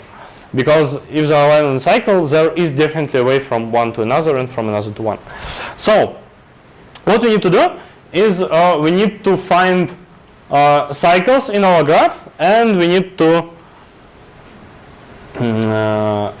merge vertices on those cycles in one component, and that's basically it. So what are we doing? We know that every cycle contains at least one, actually every simple cycle contains exactly one backward edge, like reverse edge. Because if you think about it, then it always goes like that. We have some root of our depth first search. We have some vertex we are now in. We have if we have an edge to some other part of the tree which was there, if we have like this edge, it doesn't introduce us to a new cycle, so we basically don't need this edge. But if we have an edge which goes to some vertex on the road from root to V, then we have definitely a cycle, and we can merge all these vertices in one component of strong connectivity. So, what we are doing is we are going with our depth first search, and we store all the vertices that lie on away from a root to current vertex. When we find a reverse edge, we can easily first we can easily differentiate it. We can easily see that it goes to some vertex we have already visited but haven't yet left from it. And after that, we can just merge all the vertices on our stack from vertex V we was at to vertex we have a backwards edge, like reverse edge too. So we merge them into one component of strong connectivity, and after performing this DFS, we will basically be done. I'm saying that we merge them into one component of strong connectivity. How exactly do we do them? Do we do it? How we like merge several vertices into one component? You should know that. Yes, we can use the disjoint sets. I guess I can use disjoint sets, a set of unions. It's data structure which can maintain several sets of different items, and it works in pretty nice time, I guess. From the results of your questionnaire, I believe you know how it works, and I don't need to describe it. So, we have still a lot of time. That's a problem. Okay.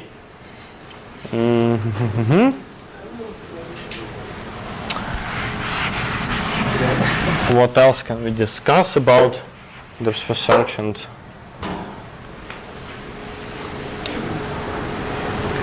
oh yeah, we can discuss another like appliance of these times of in and out and depth first search of our tree in our graph. It's actually probably a spoiler, but okay. So, you discussed Cartesian trees with Gleb, right? Did you discuss Cartesian trees, how it goes in English? What? Yeah, implicit with like, when we don't have x case and we use amount of vertices to the left as a key. So we did discuss. So you know how to perform an operations like so you know how to perform an operations like take some array of numbers, cut out some range and insert it into some other place. Correct? So you know how to do it. Okay. Let's then see what we can do with this data structure and our the results of our DFS search. So let's build some tree.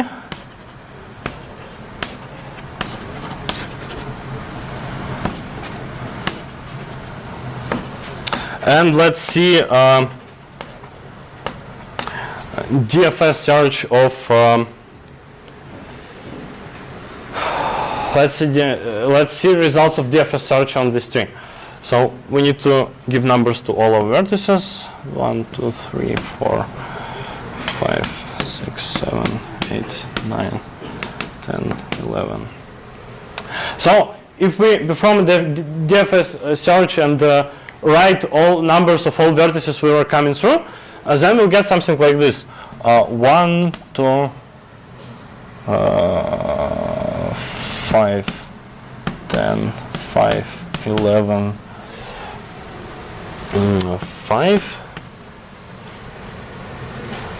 2,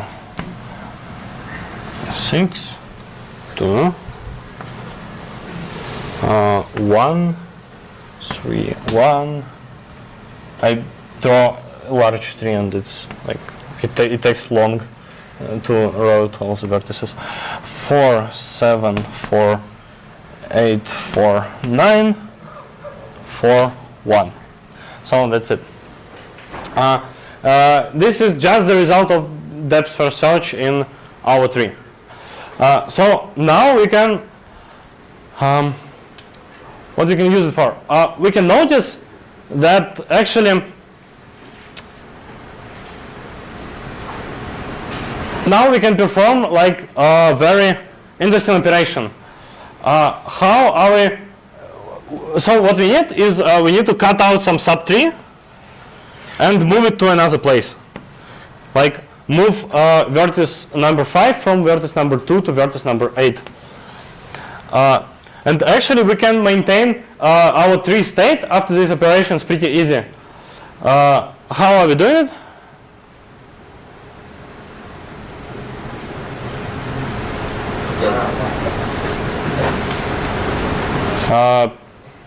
Louder? Yeah. Yeah. Yeah, that's true. Yeah, we store all the all these numbers from our depth first search in implied Cartesian tree, you call it. Yeah. We store it in the implied Cartesian tree, and then when you need to move some vertex to some another ancestor, you can just cut out the whole range of this vertex, starting with first occurrence and ending with last occurrence. It's obviously that it correlates to the whole subtree of this vertex, and move it to some other place. Actually, how are we finding the place that we should move it to? So if we want to let's say if we want to move the vertex number 5 and its subtree not to vertex number 8 but to vertex number to vertex number 4, how are we deciding on a place? Right after the first 4? Yeah, actually, we can take any occurrence of 4, turn it into 2 occurrences of 4, like 4, yeah, I'll write with another color, 4 and 4, and then we can move this range here, and and then we can move this range here, and it will be like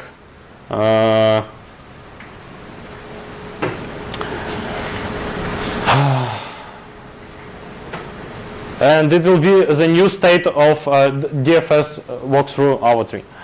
So, what else can we do with what information can we get out of this structure we have here? Yeah, and how are we doing it? First and the last. Yeah, that's true. Actually, what we need to do to find an LCA, everyone knows what LCA problem is, like latest common ancestor. So we need to store level of every vertex near the vertex. So in here levels will be like 1, 2,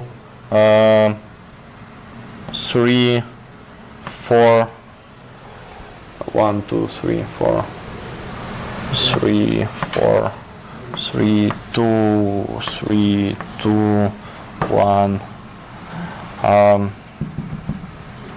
2, 3. Oh, why? Yeah. 1, 2, 2, 2, 3, 2, 3, 2, and 3, 2, and 1.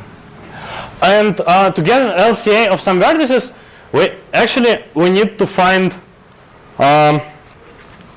any occurrence of this vertex in our data. So if we want an LCA of vertices number, let's say 10 and 6, we need to find some occurrence of 10, some occurrence of 6, and then we need to get a minimum query on this range. And a minimum query will point us to some vertex with the minimum depth. No, minimum query, of course, not on the number, but on the depth. Minimum query will point us to some vertex with a minimal depth, and this vertex is their LCA. I guess it can be easily proven because, like, if an actual LCA is somewhere higher, then it should be included in the walk from first vertex number like 10 and second vertex number 6, but it's not, so it's not the case. And if actual LCA is like lower than the vertex we found, then the vertex we found should not be included in this range, but it is included, so it's easy. It's pretty easy. So after that, all we need to do, if we want to maintain like this operation and getting of an LCA, all we need to do is we need to have a way to increase or decrease all depth in our subtree. It can be done with like range operations on our tree. You know how it works, right? So segment tree, update operations and range update operations. Yeah, everybody knows it.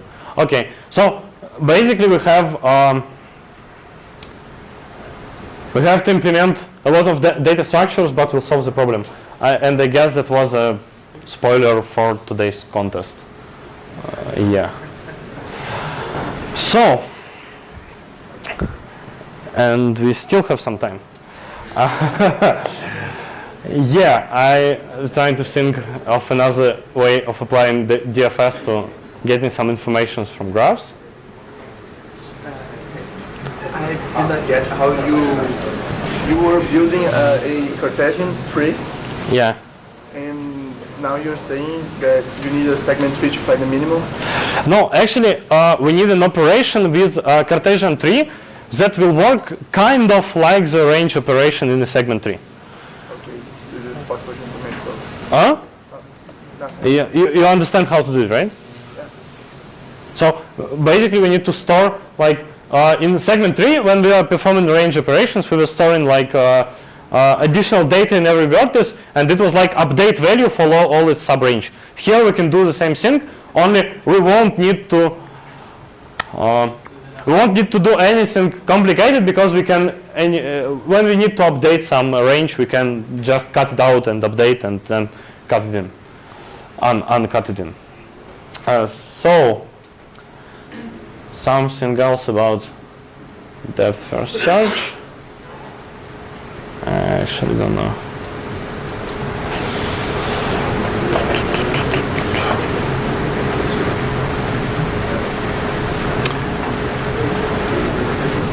Actually, I guess that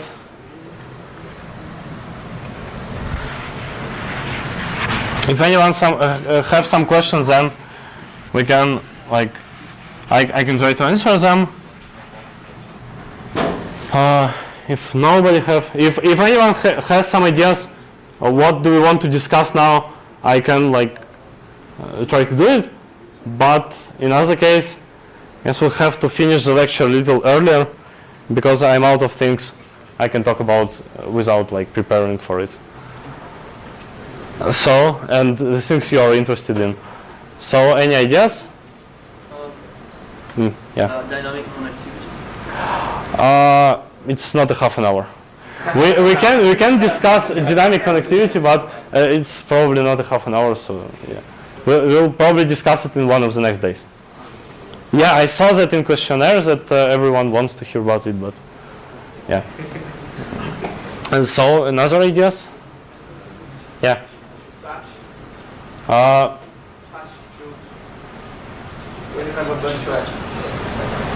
Choose satisfiability. Like I don't get. Choose satisfiability when you have a Boolean expression in CNF form, and each clause has at most 2 literal. Oh, okay. And how is it? Why? Related to How is it? strong connection.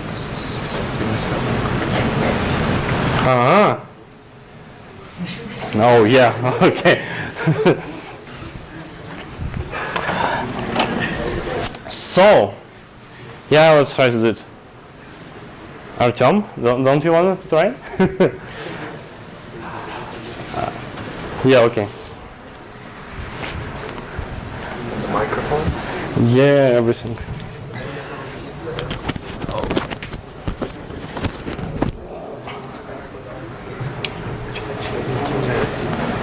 Да, интимная процедура. Да. Можешь, наверное, не пропихивать через судок, просто повесить и в карман правый сунуть. Вешай.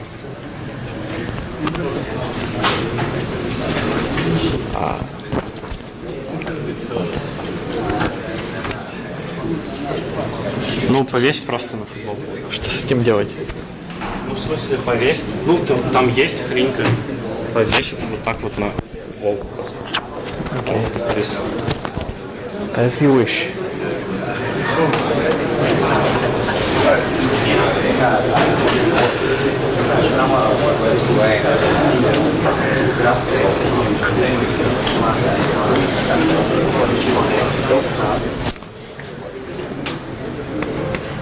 Okay, so hi everyone, my name is Artem, and I'm continuing the lecture. Okay, so since people have requested, we'll discuss the two-side problem, which is as follows. We have a Boolean formula. If anyone doesn't know what Boolean formula is, it's fine. I'll explain in a moment. So we have n Boolean variables, say x1, xn, and we have m clauses in the form of, say, xy, which is it, or xj. And we have like the end of all these clauses. So so in two-side problem, we only have two of these variables in each clause, and that's what makes problem easy. Three-side is and be complete, and don't try to solve it. I mean, there are specialized solvers for it, but it's not what you will encounter in programming contest, and that's why we are here. Okay, so each of these variables can be either xy or negated xy. So this is kind of surprising that this problem is solvable through graphs, but let me explain you how it's done. So first, let's convert our clause into the implication form. So we know that A or B is the same as, what's it? Not A implies B, is it? If A is false and B is false, then this is false. Yes. So it's the same as this, and since our operation is symmetrical, is the same as not B implies A. So now we had M clauses, now we have two M implications. So let's consider this as the edges in graph. So we'll have, for each variable, we have the one corresponding to this variable being true, and the other corresponding to its variable being false. And we'll draw edges according to this rule. Sometimes it's easier to construct the problem directly in implication form, like that's what I always did, and not in CNF form, but it's up to your preference. So we'll have this guy. No, not this guy.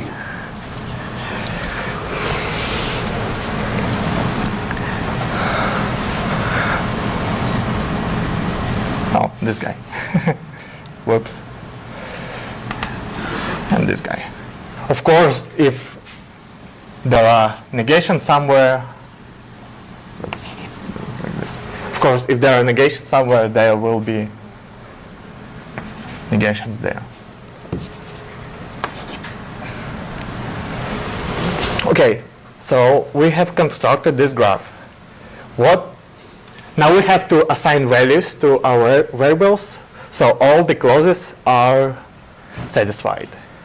So that basically means that all these implications are true, and the values for A and not A should be different. And in which case we can make them not different.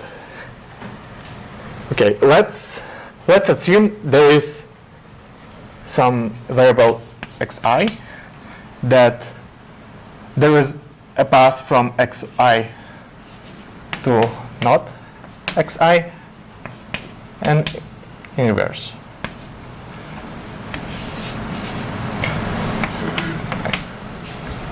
So there is path in implications from xi to not xi and the other one. So that actually means that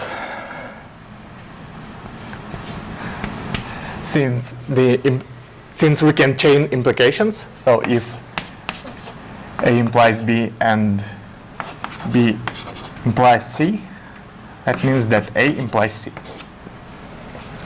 So we can chain implications, and if we chain them along our path in this graph, we get that xi implies not xi, and not xi implies xi, which is not true. So in this case, we have no solution.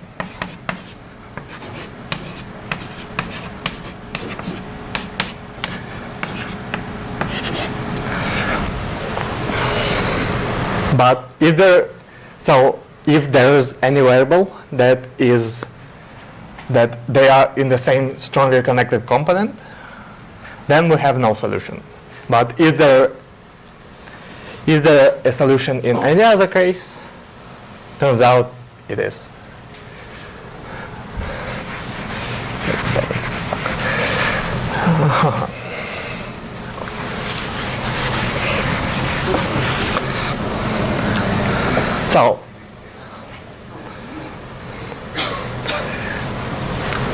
So let's now think, what can we do if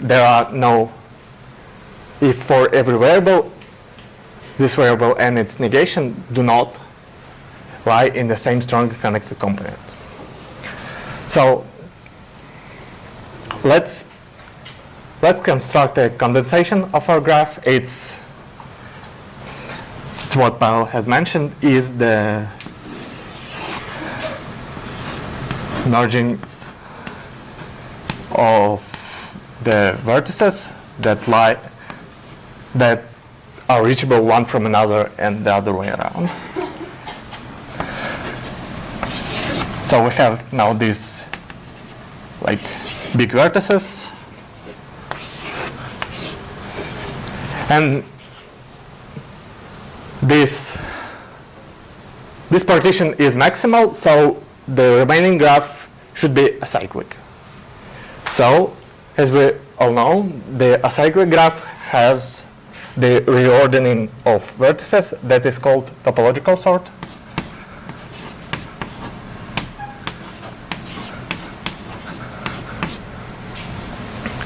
That means that we have U1, Un, such that if there is an edge from Ui to Ug in our graph, that implies that I is less than J. So, like, if we write these vertices from left to right, the edges only go from left to right, and there are no edges that go from right to left.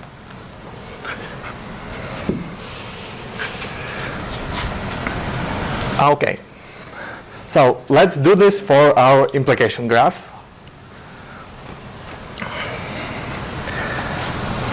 And see for each variable. Okay, so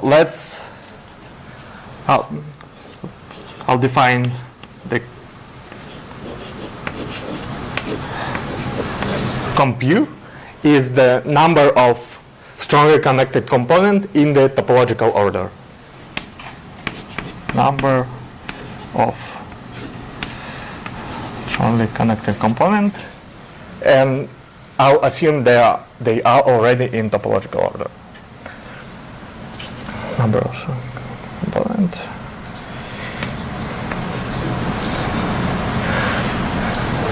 For U. So U is the vertex in an initial graph, and we'll find the component it's in and find where is it in the topological order. So we have already developed a criterion for if the solution for two-set problem exists, if is it's actually in two ways.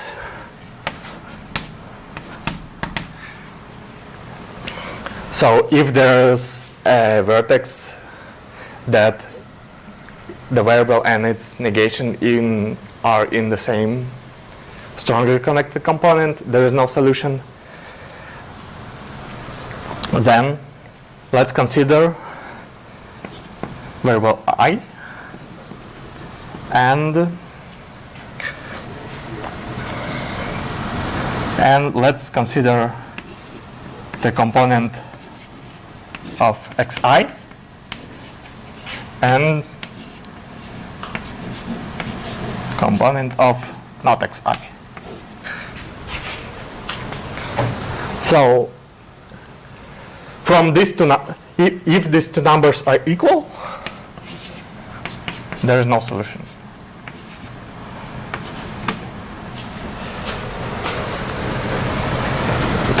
Then they are not equal. Then one of them is less than the other. Let's say it's in this direction.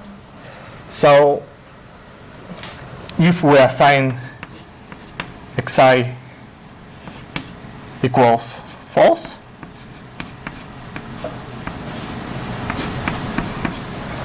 then it cannot contradict our implication graph.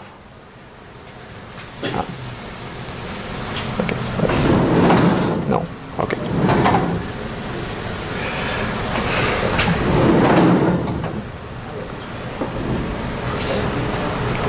Okay. No. Oh. Okay.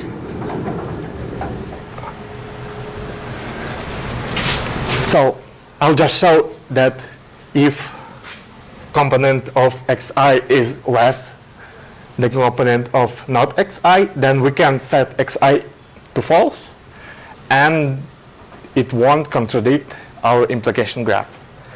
So let's prove it and assume that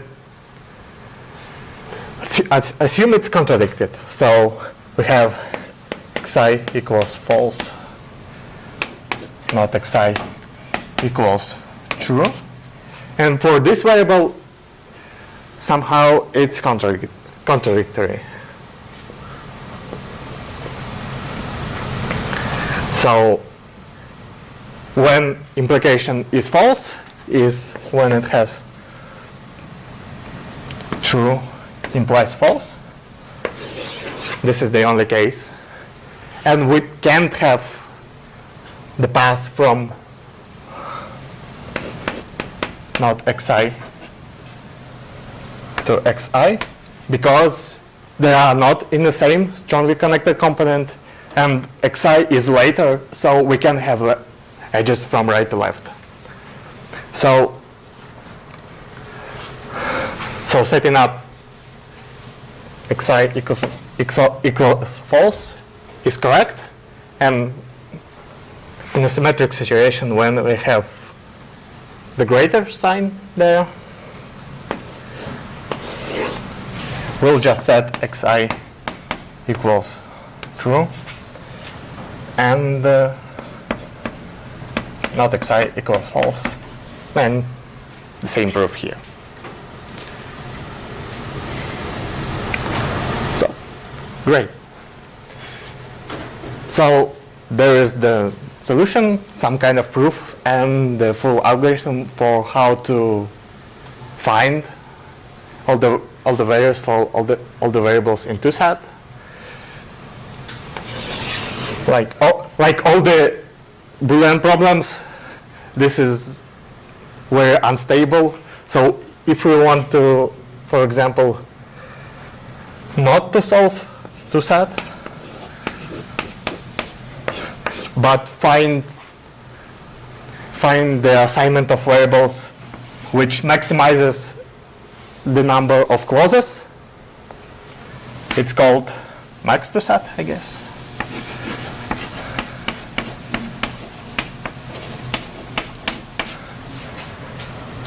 It's NP complete. Don't bother.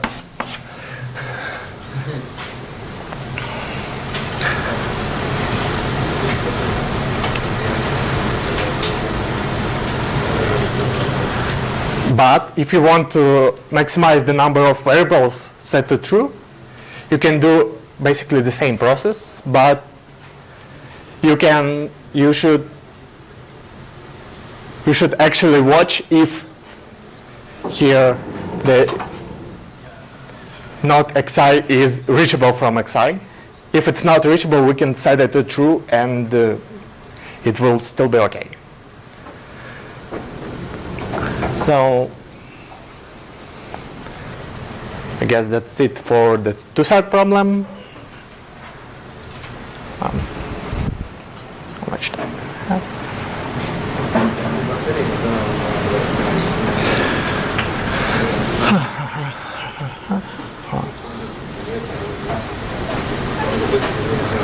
So, like, the algorithm is not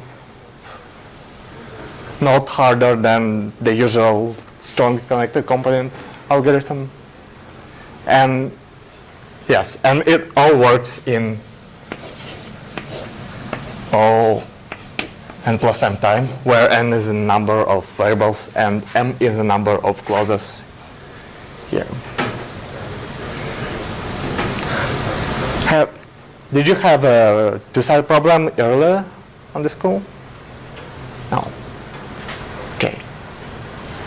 We might have to fix it. So beware. So either like any other suggestions we haven't prepared? Huh? No. We have like 6 more minutes actually, So I guess that's it for today. Okay, see you in the contest.